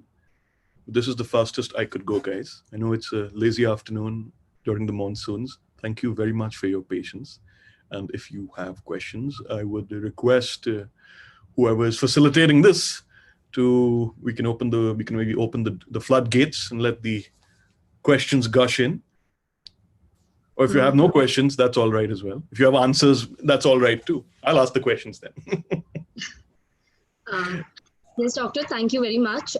There are questions that have come up, and I'll be taking them. The first one is, people are afraid to go to hospitals for other illnesses too, because they are afraid they will contact the coronavirus. How could one frame a self-talk or explain their loved ones how to convince to still visit a doctor when it's necessary? A lot of doctors are doing video consultations, so speak to your GP and understand the seriousness of the problem before you decide to go to the hospital. For a lot of us, it's a very default thing to do, the hospital chalo. But yes, the fact is that a lot of people, especially in my building, 2 people who have visited hospitals contracted the coronavirus there, despite all the PPE and precautionary measures being taken. The idea is that you have to protect yourself, certainly. But if your doctor is recommending that you go and get yourself hospitalized and there's a very, very serious condition that needs to be looked at, then do the practical thing. And, maybe just one person goes to a company. Don't take the entire clan along. So you don't really need to craft a self-talk for it. You need to make a very informed and balanced decision. But you don't need to make this decision without sort of consulting someone who's a medical doctor who knows what the condition is. So it's about making a choice, really. And, do you sit at home and suffer, or do you follow sound medical advice and do what's required? I hope that answers. Thank you, Doctor. Yeah. Yeah. How do we cope up with anticipatory anxiety that we might contract the coronavirus and fall ill? Interesting question. It's a very, very true possibility. You may contract it, you may fall ill, but falling ill doesn't necessarily mean you're going to die. A lot of people, I'm telling you, 3 people in my building itself have contracted it, and they're in very good health right now. And because I'm a mental health practitioner, I tend to get contacted on my building groups. कि उनसे बात करो. ठीक है, मैं बात कर भी लेता हूँ, and they're in good spirits, and I follow up with them. And of course, I don't charge for those things, but I don't charge for my services at such times when I need to do one-to-one with people in my building, of course. But they seem to be doing okay. So anxiety and stress is a part of the human experience, so don't fight it. A lot of people start having anxiety about the fact that they have anxiety, and in psychology we call that a secondary emotional problem. So you don't want layers to your problem. If you're feeling anxious, if you are feeling stressed out, there are several activities that you could be doing to sort of nullify that. Speak to, as Niranjan ji said, surround yourself with people who make you feel good, who uplift you. Sometimes you may not have access to physical access to such people. Then what I do is I surround myself with TED Talks, motivational talks. I'll have a lot of podcasts I listen to. And if you don't know what podcasts to listen to, just go on Google and type top 10 motivational podcasts to listen to in 2020. And you will get your answers. That's what everyone does. And you can explore, right? You can explore those options. All right. Thank you. How to overcome overthinking? Mm-hmm. That's the question. When we think about something, we basically are in our minds trying to execute a plan. We have a plan of how something has to be approached. We have a plan of how something has to be tackled. But having said that, know that not all plans are foolproof or bulletproof. Those plans do fall through. So overthinking is an emotional way of thinking, in my opinion. And you overthink because you either want to alter the past or predict the future, both of which are impossible. So it's important to remind yourself of the simple fact that I can't predict the future and I can't change the past. It's pretty straightforward, because if the more you try to do impossible things and then fail at doing these impossible things, the more you feel like crap. So overthinking is the brain's tendency to also problem solve. It's your survival instinct kicking in, but you need to learn to look at it with a little bit of objectivity, that okay, this is what my body and mind is asking me to do, to overthink this, because in overthinking it, my body and mind assumes that I will be able to circumvent it, but that's not necessarily true. You may not be able to circumvent it, which is why I say take help and get those emotions out. I highly recommend all of you all start writing or typing journals as frequently as you can. 7 minutes a day, just 7 minutes, not a minute more, not 8 minutes, not 7 minutes, 22 seconds. 7 minutes a day, just write down whatever you're going through, your emotions, your anger, your frustration. You want to abuse your family, abuse your teachers, you want to abuse me, do it in your diary. No harm, no harm. It's a great way to get all that energy out. Doctor, that was really helpful. The next question, how to hold on to a belief or hold on to the thought that things are going to be okay or this too shall pass? By looking for proof, whether it was the bubonic plague or the Spanish flu, they did end eventually, one way or the other. And these were in times, look at the history of pandemics in general. If you don't know the history of pandemics, you must seek the blessings of Google Ji Maharaj. I'm sure you can find a very helpful video on YouTube about the history of pandemics. We are living in an unprecedented time, but also the kind of connectivity that today's technology and today's various platforms afford us has not been enjoyed in the past when pandemics occurred. But medical science has progressed. Technology has progressed. AI, machine learning, so many things are progressing. All the top guys are on the job. The Harvards, the Elon Musks, the Bill Gates Foundations, all the top guys have a fire lit beneath them. So, I mean, if they can't solve this, I mean, they're affected by it too, right? So whether you're Mr. Bachchan or Mr. Ambani or Mr. Banaudekar, living in Dadar Hindu colony, whoever the hell you are affected by it, isn't it? So don't see yourself as alone in this. Go and YouTube Bappi Lahiri's video where he sings, "We are all together in Corona." Have a good laugh. Don't take life so seriously, okay? Life doesn't take you so seriously. I keep finding humor in daily situations. That's how I've kept myself sane. And this is me speaking as a friend first and a psychotherapist later, all right? Thank you. The next question, how to be consistent and determined? By being greedy about it. Like, I am greedy to be smart. I have a greed in me. I have a greed that I wake up in the morning, I say, Aman, aaj kuch to kar bhai, which makes you smarter or more interesting. This is my way of looking at it. Am I interesting? To myself, I am, perhaps. To the 6 people who are my friends, maybe I am. But am I interesting enough to be able to enjoy my own company, which I technically am doing since the 17th of March. I've literally been living alone since 17th March. And to be honest, I really enjoy hanging out with myself. I enjoy it because I have so many. I watch movies, I watch series, I read books. I have a PlayStation 4 on which I'm playing Red Dead Redemption 2. Every time I want to blow off steam, I go ride a horse and start shooting at the deer. I know it's very silly and very inappropriate, but it's a video game. We all have ways in which we normalize. I go for my walks. I just ordered some new earphones for myself because my old ones were kind of spoiled.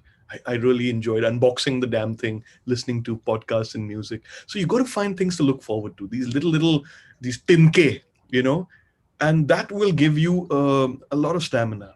I know these are tough times, guys. Believe me, all of us are feeling the heat one way or the other, right? So a little bit of greed towards betterment, greed towards upliftment is a good thing. If your greed comes at the cost of another person's dignity, or if you do something criminal, then that kind of greed is not good. So don't be moral about it, okay? Be flexible about life. No one owes you happiness. No one. Only you owe that to yourself. That was quite motivating and a very takeaway line from you that greed is important till it is not, hurting or harming someone. Yes, it's very, very important for all of us. I would move to the next question. How can one let go of their childhood scars? And how should one not keep getting those memories and connect it with the current situation? Go for therapy. That's what we do. We help you. It's not something that happens that overnight. I had many childhood scars, yeah. I shared a few with you. I can't even see any of your faces, but I've shared some very intimate stuff about my life, about how my teachers used to really be, they were very nasty pieces of work, especially the maths guy. Sometimes, I don't know if this happened to you in school, they take the duster and throw it at your face. मेरे को एक बार लगी थी यहाँ पे, मुझे याद है. And I remember, I had gone and told the doctor at my school. He said, yeah, you talk too much. Probably you deserve it. And that hurt more than the bloody injury. And I kept thinking for 1 week that if I had caught that duster and thrown it back at that doctor's at the face of the teacher, this is an 11-year-old thinking, कि मेरे को बदला लेना है. I remember that 1 week, every day I was thinking, कि ऐसे पकड़ना चाहिए था duster को, ऐसे पकड़ना चाहिए था. So we all at some point go back to these tragic moments in our life, but don't let them define you. Otherwise, you're a prisoner of those memories. And as it is, you're a prisoner of your house. How many things do you want to be a prisoner of at the same time? You be in one prison for now. Don't be a prisoner of those memories, okay? All right. The next one. How can the COVID-19 pandemic affect PTSD? When should a person seek help and how? Are there any tips on caring for someone with PTSD? Again, I would implore you to get them a consultation with a therapist. Yes, PTSD is very real. It's very real. Sometimes PTSD can be so bad and so problematic that you may not only need a psychotherapist like me, you may also need a medical doctor to intervene vis-a-vis a psychiatrist. A psychiatrist is a medical doctor who has an MD, who's done 5 years of medical school. A psychotherapist is someone with a PhD and we specialize in the behavioral sciences. So for us, it's a lot about it's about attitudinal realignments and behavioral nuances, really. So understand this difference between a psychotherapist and psychiatrist. Sometimes a psychiatrist may tell you they're also a psychotherapist. So you be very careful with who you go to, because in this city, without taking names, I'm aware of several psychiatrists who don't have a degree in counseling and who give a lot of pro bono advice, like, अंदर से positive feel करो बेटा, तो पूरी दुनिया खूबसूरत हो जाएगी. Shitty advice like that being given to people with PTSD, with depression, etc. With endogenous depression, you can't ask them to be positive. They need to be treated with their SSRIs, Nexitos, and Fludax, etc. You know what I mean? So only a psychiatrist can help with that. All right. Thank you very much for that. Go to the right person. Go to the right person. Exactly. So that's important. It's very, very important. Yes, very much. Yeah. There is a statement that even many okay, this is some comment that has come up. I would just like to share. Even many incidents have come up with some of the hospitals that are not accepting people even with emergencies. If you would like to speak something on it, sir, this is a statement that has come up. There are a lot of things happening, a lot of scams, but see, your disapproval of a situation is not going to change the reality for what it is. Like a lot of people gave a lot of shade to Donald Trump. Oh no, sorry, Dolan Trump, right? Everyone gave a lot of shade to him. But look at him. He doesn't care. Walking around without a mask, asking people to come vote for him. Have you seen that video on YouTube of him saying, I don't care if you die on the way to the booths, but I want you to come and vote for me?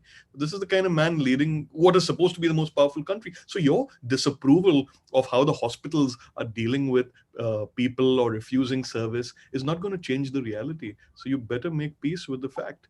You can't be a social justice warrior all the time. There are solutions. Maybe you speak to someone you know. In India, you always need that contact. You speak to people from the medical community. And I am noticing this thing that a lot of people are, even who are unhelpful by nature, suddenly during this pandemic have become very, very helpful. I've seen this with a lot of people. They really feel, ki ab nahi to sala kab. If not now, then when am I going to rise up and be a little more humane? Like the Akshay Kumar movie, Airlift, where he's shown to be quite a pig in the beginning. But when that whole crisis takes place, he's the guy organizing the food, the hutments and everything. So crisis has a funny way of bringing out your true potential or bringing out your true demons. So what's it going to be? You get to decide. Lovely. The next question. How to remain rational when you are facing a panic attack or an anxiety trigger? We know that that nothing is going to happen to us, but to remain rational is very difficult. In that moment, you may not be able to be rational. So there are these things when you have a panic attack called grounding techniques. So a lot of people advocate deep breathing. I advocate listening to music at that time. I advocate getting into some form of physical activity at that time, because that physical activity helps sort of redistribute all that energy that you're feeling in here. So like when I get really, really worried, I start doing push-ups. And let me assure you, I used to be able to do a lot more before, but now because of lack of exercise, there's a little bit of a problem there. So I start doing push-ups, and by the 10th push-up, I'm so physically beat that your body can only worry about one thing at a time. So when you are going through a panic attack, if you channel that energy and do something physical, go for a walk, listen to music, breathing techniques, maybe call up someone who you really trust, who you really respect, and speak to them and let them talk you through it. Maybe a friend, maybe an elder. If you do these things, and if you unmute yourself, someone has unmuted themselves. What the hell's happening out here? Oh no! Could you please mute yourself? Unless you want to have a dialogue with me, which is fine. You know how to reach me. So yeah, these are a few ways in which you can deal with it, really. And for people who constantly have panic attacks, again, there are medicines available which the psychiatrist will be in a better position to give you, definitely. Sometimes what you are dubbing as a panic attack may not be a panic attack also. So that is also something I see very commonly. Okay, thank you, doctor. The next one. How to cope with loneliness. Being an introvert by nature, not having many friends, but during lockdown, even the limited interactions that I had have, be it personal or professional, are not possible now. Again, I keep telling you, who has put this label on you, introvert? Is it a tattoo on your forehead? I am an introvert. I will die as an introvert. A lot of people who are traditionally introverts, are you telling me they're incapable of success socially? Not if they change their habits. So I am an introvert is a label. Who told you this? Does your school's report card have that 82% in physics, chemistry, maths, and 100% on introvert? Where are you getting this information from? Yes, you may be shy, you may be reticent, you may be selective. Those are traits. But understand one thing, that if you are not gregarious and if you don't go after things in this world, no one is going to give it to you. So unless you go in make the friends. No one is going to come and gift wrap friends like a Jack in the Box that you wind up and suddenly, bong, here's a friend. It doesn't work that way. Friendship is a two-way street. You got to invest in the relationship. All right. And for me, I take making friends very seriously, because think about it. Making friends is an audition process. It's like Indian Idol. Only some will stay at the end, and only a lot of people will come, and it's very transitionary. They have come, like someone used to tell me that when I was very young, people come in your life either for a reason or for a season. Okay, so if you want to make friends, there are a lot of ways to do it.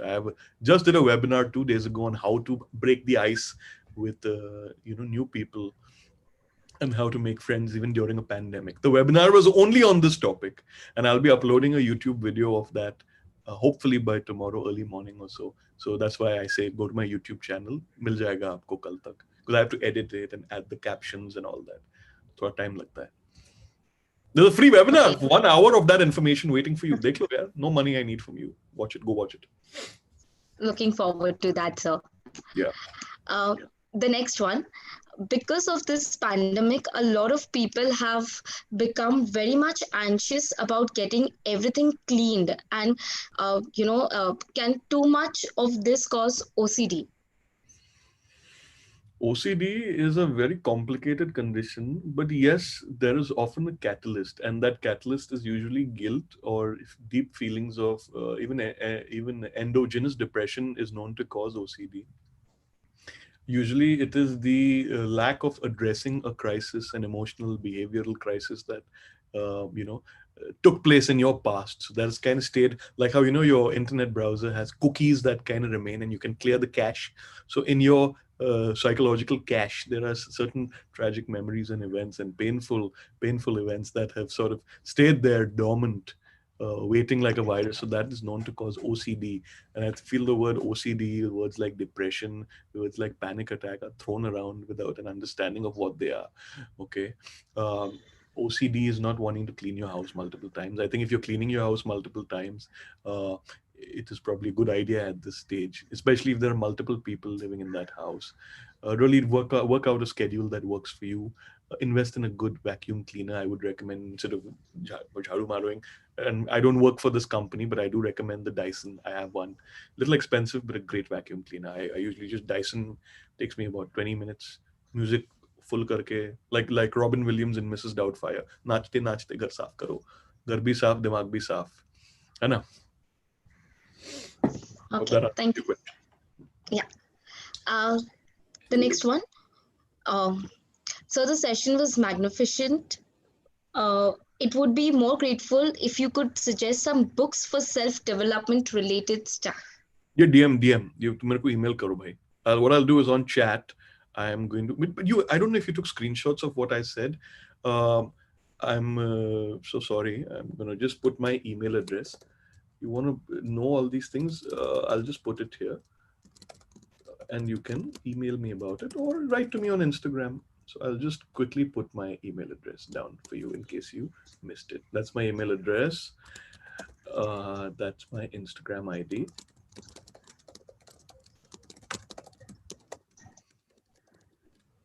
You want to find me on LinkedIn or YouTube, Dr. Aman Bhosle. So books and all we can talk about personally, and I can even send you links. Or should I be a little bit sly and say, "Meri book le lo, buy my book, buy my book"? See, you don't have to buy it if you don't feel like. It's a little thick, and it specializes in. Ranjanji was talking about transactional analysis. Usually, I say transactional analysis, people get like heart attacks in their head because it sounds very complicated. I run a full-fledged course in this, and at Heart to Heart Counseling Center, we have several levels at which we train people in counseling skills. So it is very important to go through those stages. So if you do want to buy this book, it's available on Amazon and the Notion Press website. But there are many other books also, and that's a long discussion we can have privately, whoever you are. Yeah, you're always welcome to read. Yeah. Thank you, sir. The next question: how should one deal with the stress on completing graduation but not getting a job during this time? अरे मेरे को भी बहुत stress होता था, सच बताऊं क्या? और I remember something one of my mentors told me very on. He says, when you don't get a job, you create a job for yourself. And I remember a friend of mine, I'll share a short story, very short.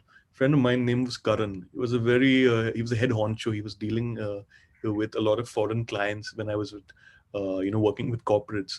He used to have a team of 8 people reporting to him, huge fat salary, huge apartment, and he got kicked out, which is not the most politically appropriate term to be using, but he got retrenched, reassigned. Okay, the company let go of him, or no, what's the other word? Made redundant. All fancy and cute ways to say kicked out. Um, and he was a drinker, so I was worried. I said, "Yaar, ye apna dost hai, bhai hai apna. He'd be drinking and he must be lonely." So I called him up and I said, "Bhai Karan, milte, kya hua?" He said, "Aaj nahi, kal." Then I went and met him at this coffee bar the next day, and I told him, "Karan, tum to chai peete ho? You don't even drink coffee." He said, "Like, yeah, I don't drink coffee." I said, "Why are you spending $7.50 on coffee? Is it even good coffee?" He said, "It's the shittiest coffee I've ever had." I said, "Why are you spending $7 on?" He's like, "Tu bet na pehle, tu bet yaar, bet le. You also have coffee." I'm like, "Nahi, you having shitty coffee, mere ko bhi zehar pila ke. What are you doing? You've been fired. You don't have a job. Idhar shirt mein baith ke. What are you doing having shitty coffee?" He said, "Yeah, I have a job." I said, "Yesterday you got fired from the company. I have come to meet you. कहाँ से job मिल गया? हमको भी बताओ कहाँ पे मिला?" He's like, "Oh, did you not know that finding a job is my new job?" And that was like a eureka moment for me. I said, "Oh my God." I said, "So what were you doing last night?" He said, "I was collecting all the alcohol bottles in my house and putting them in crates." I said, "Why?" He said, "I've quit drinking." I said, "Why?" He says, "I just felt like." So you see, people can take a really, really difficult time and come out as warriors. He lost weight, he quit drinking. And I asked him, "What's the secret behind having this shitty coffee out here?" Why? He said, "Because I want to be reminded of the $7 I'm going to be spending every day at this horrible coffee bar using their free Wi-Fi. And I want that to pinch me so that I don't get lazy in my efforts at taking my new job seriously. And my new job is looking for a job. So job milega nahi milega. You have to create a job for yourself. Looking for a job is a job. So go and get what you can. If you can't, start baking cupcakes, do something." You notice all the great people have been hustlers. They have found something or the other to do, without exception. All right. Steve Jobs didn't wait around for a job. I think IBM was the biggest computer company at that time. He called the other Steve, "Kya jao, ya, come, let's hang out in my garage and let's steal parts from other companies and build our own computer." How lovely, how nice. Steve is gone, but the Apple brand lives on, right? So create opportunities for yourself. Don't think like a bank employee, government bank employee, कि मेरे को यही job करना है, मरते दम तक यही job होगा. Of course, they're not going to give you jobs during a pandemic unless you're bloody good at what you do. People don't hire you unless you can make them money. Let's be very honest. People don't hire you unless you can make their life easy or earn them money. Like, you are so swift with your words, you're bringing business in or bringing clients in. They're not going to hire you because you want to be employed. Be real, yeah, out here. So create your own job.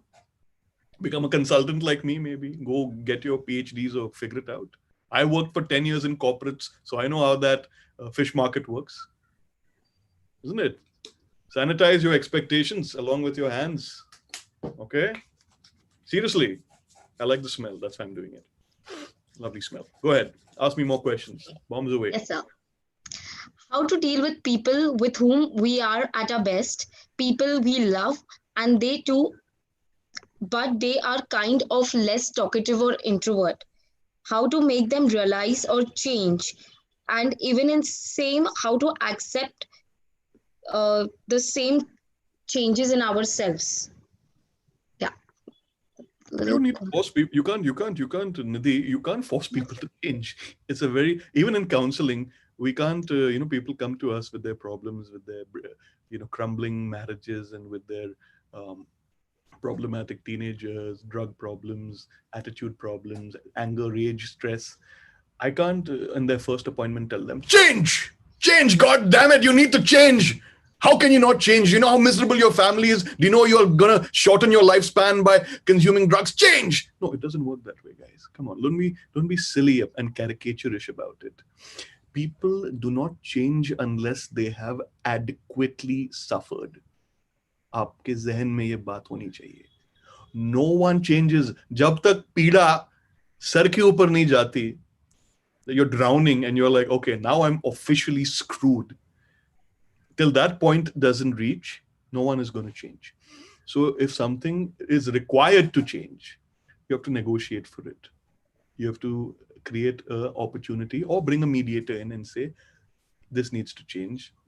Let's explore the ways in which it can be changed without getting all excited about it. I want to change because it's good for you, because you... Parents try that approach and then their teenagers start lying to them, become more rebellious. Chup chup ke pata nahi kya hota hai. The major problem. I usually have to give this lecture to parents. Students are asking me that. Don't force your kid to change. Trust your upbringing and negotiate. They're adults, legally and physically. That was very insightful.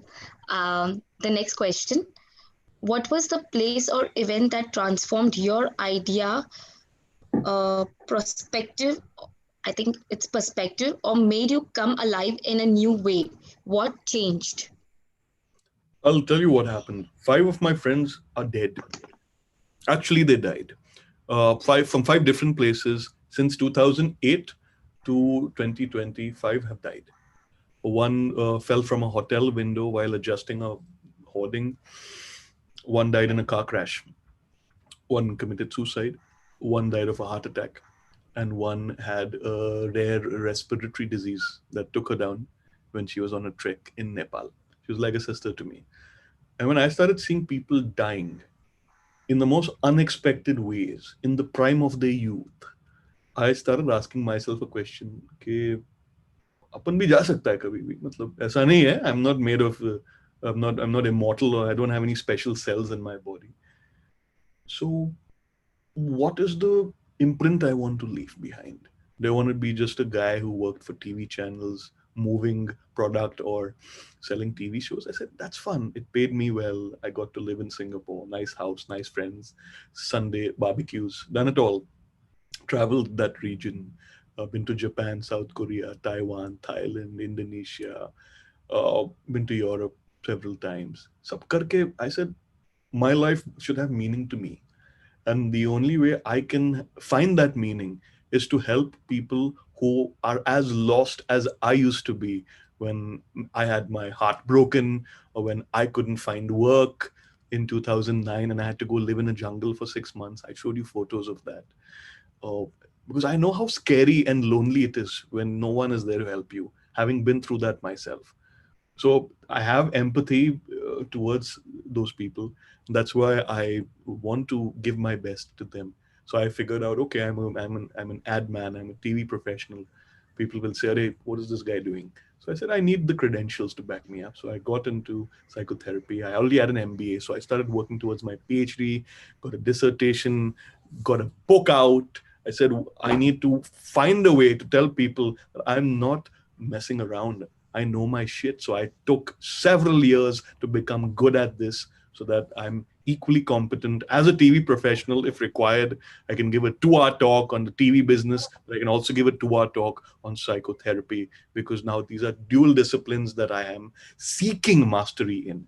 A good attitude to have is to have the attitude of someone who's curious and wants to learn. Like, I get very uncomfortable when people say eminent, the eminent speaker. I'm like, kya eminent? My grandfather was eminent here. He was a CM of Maharashtra. Everyone used to say eminent hai. And for me, he was just Dadaji. I used to see him in his pajamas. He was a nice guy. He's not there anymore. So in my head, I don't see myself as eminent, even though you may see me as eminent. In my head, I'm Aman, not Dr. Aman. Aman who couldn't kick a football straight.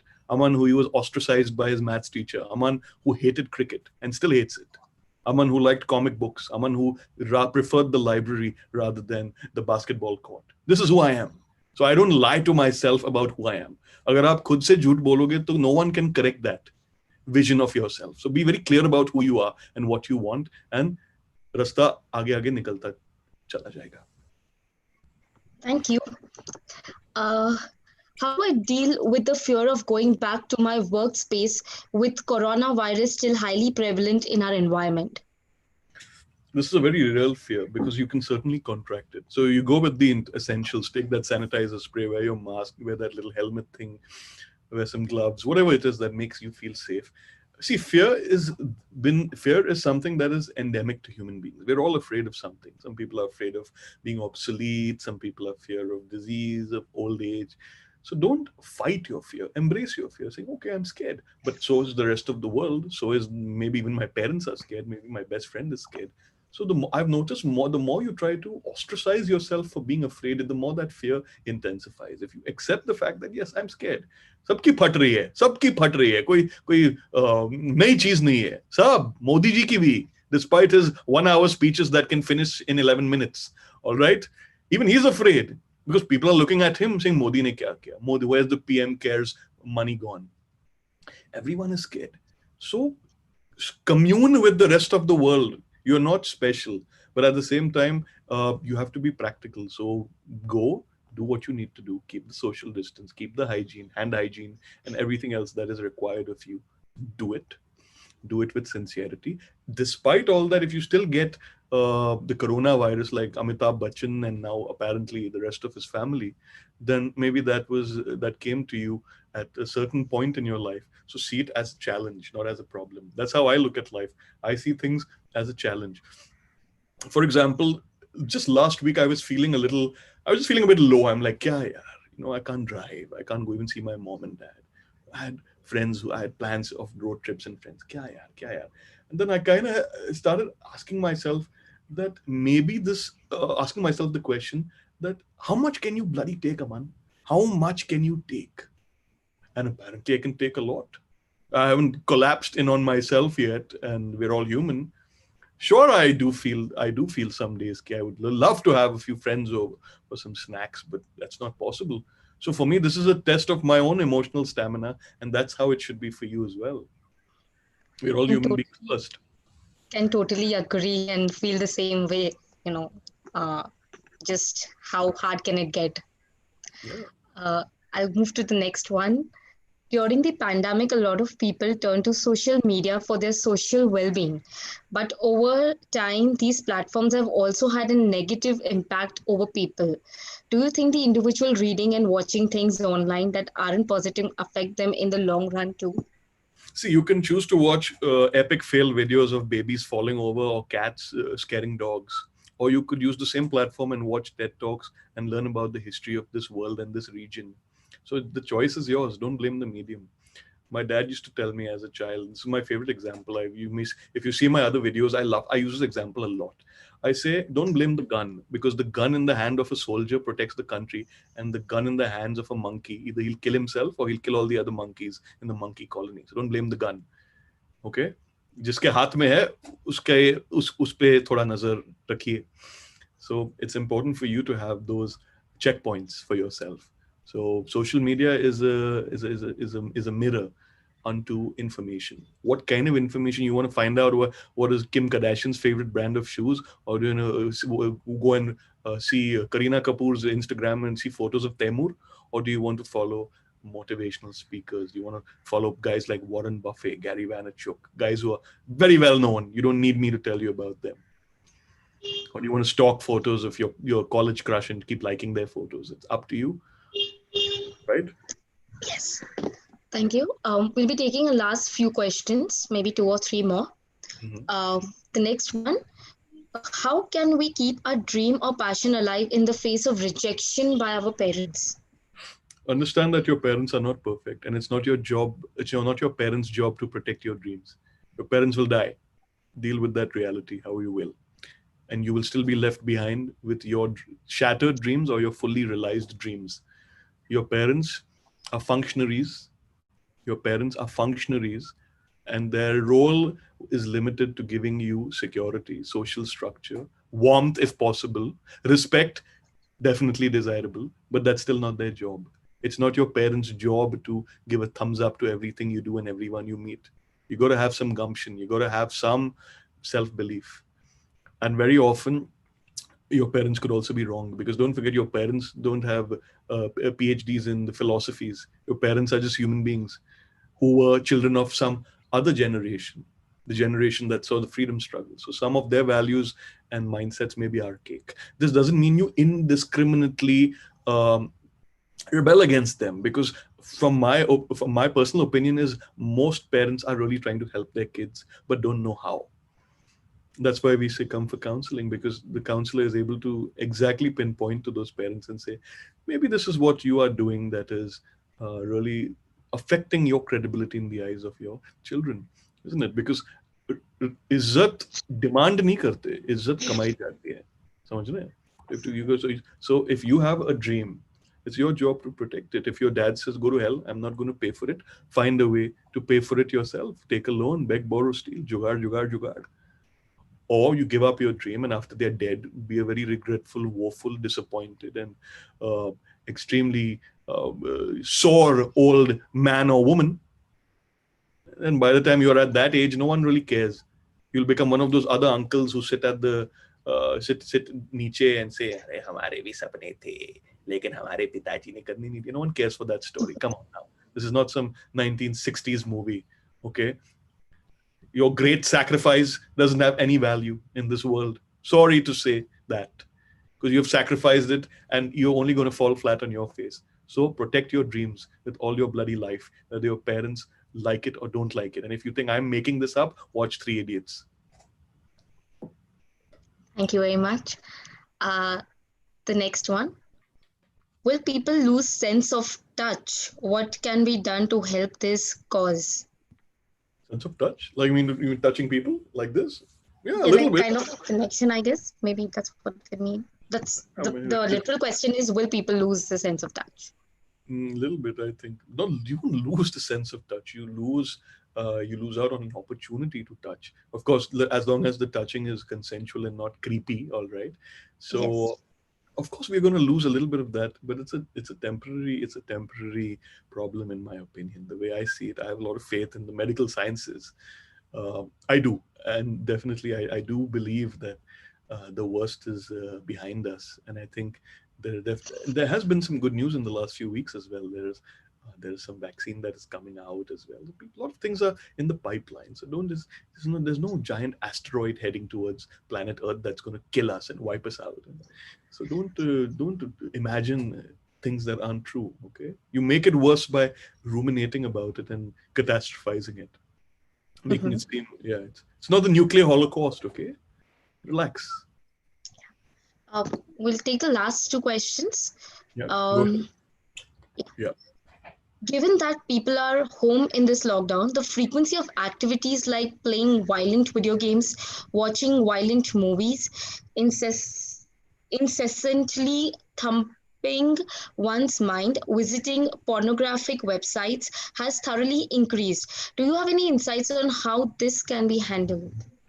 I play violent video games and watch violent movies, and I'm still a psychotherapist. So I'm a living example of the fact that my tastes in cinema or video games don't take away from my basic personality as someone who is reasonably intelligent and empathetic to the human condition. So no, I don't blame video games. I blame poor upbringing and poor role models, and a lot of pressure that sometimes the education system or the family system puts on people for violence. If your dad slaps your mother around, I assure you that will affect you more than playing Call of Duty, Modern Warfare 2, or any other variants of it. Okay, that's what I believe. I'm a biggest proponent of video games in the world of psychotherapy. I don't care if that makes me unpopular, but I believe it's just a way of releasing stress. It's a way of catharsis.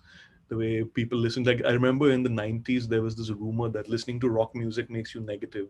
I mean, I have not heard anything more ridiculous than that in my life, because music is, it's like saying eating tomatoes makes you more intelligent. I mean, that's not the case. I mean, if you read books, you become intelligent. If you hang out with intelligent people and learn, you become intelligent, not by just eating tomatoes. So these are a lot of urban myths about video games. It's unnecessarily, it's a soft target.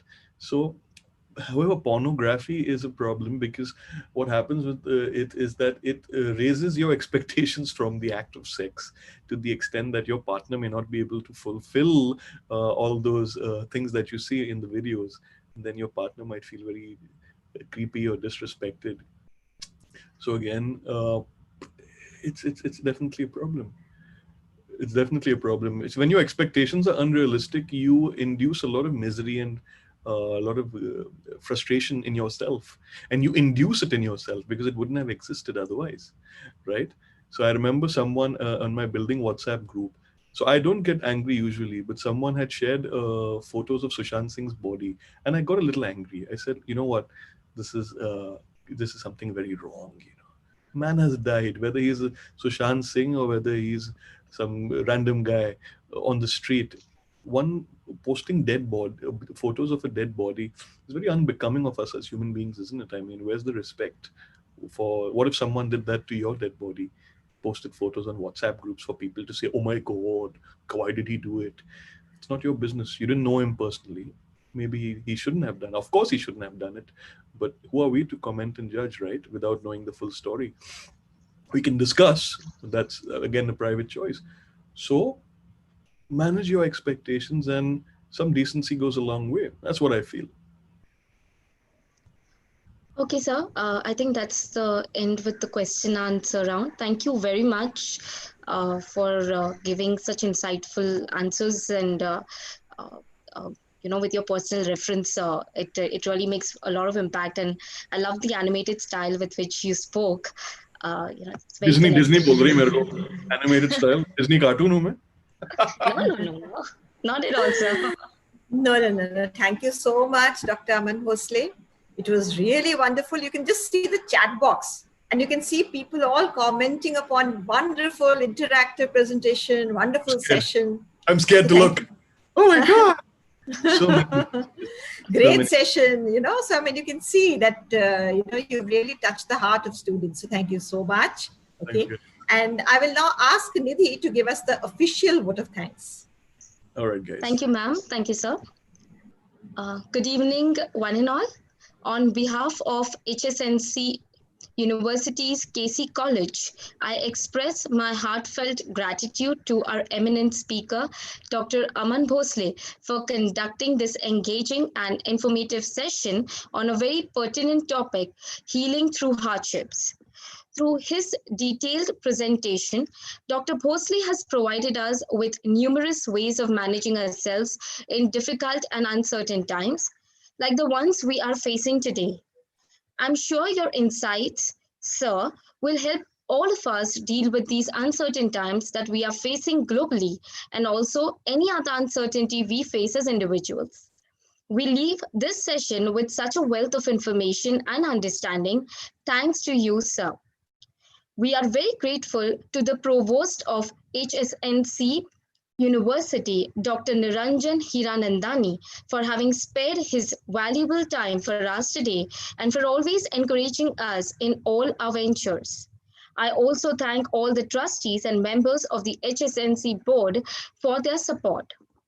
We express our love and gratitude to our beloved principal, Dr. Hemlata Bagla, for being the driving force behind all our events at KC College.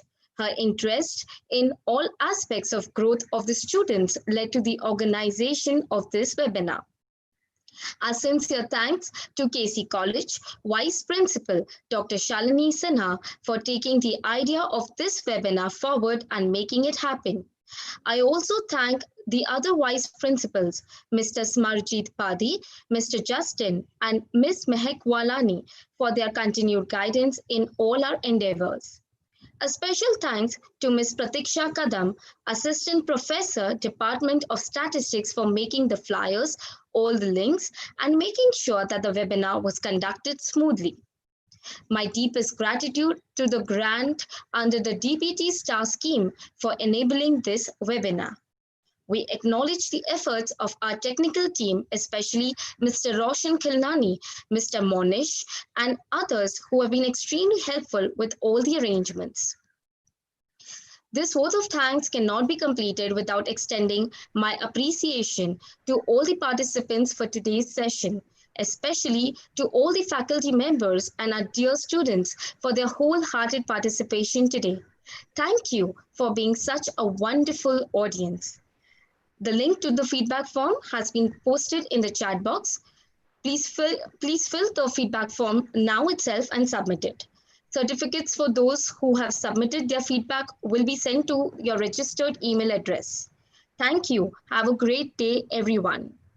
And thank you, Nidhi, for all your help You were the one who have really, helped us in getting this webinar organized. So thank you so much. Your vote of thanks will be incomplete until we thank you.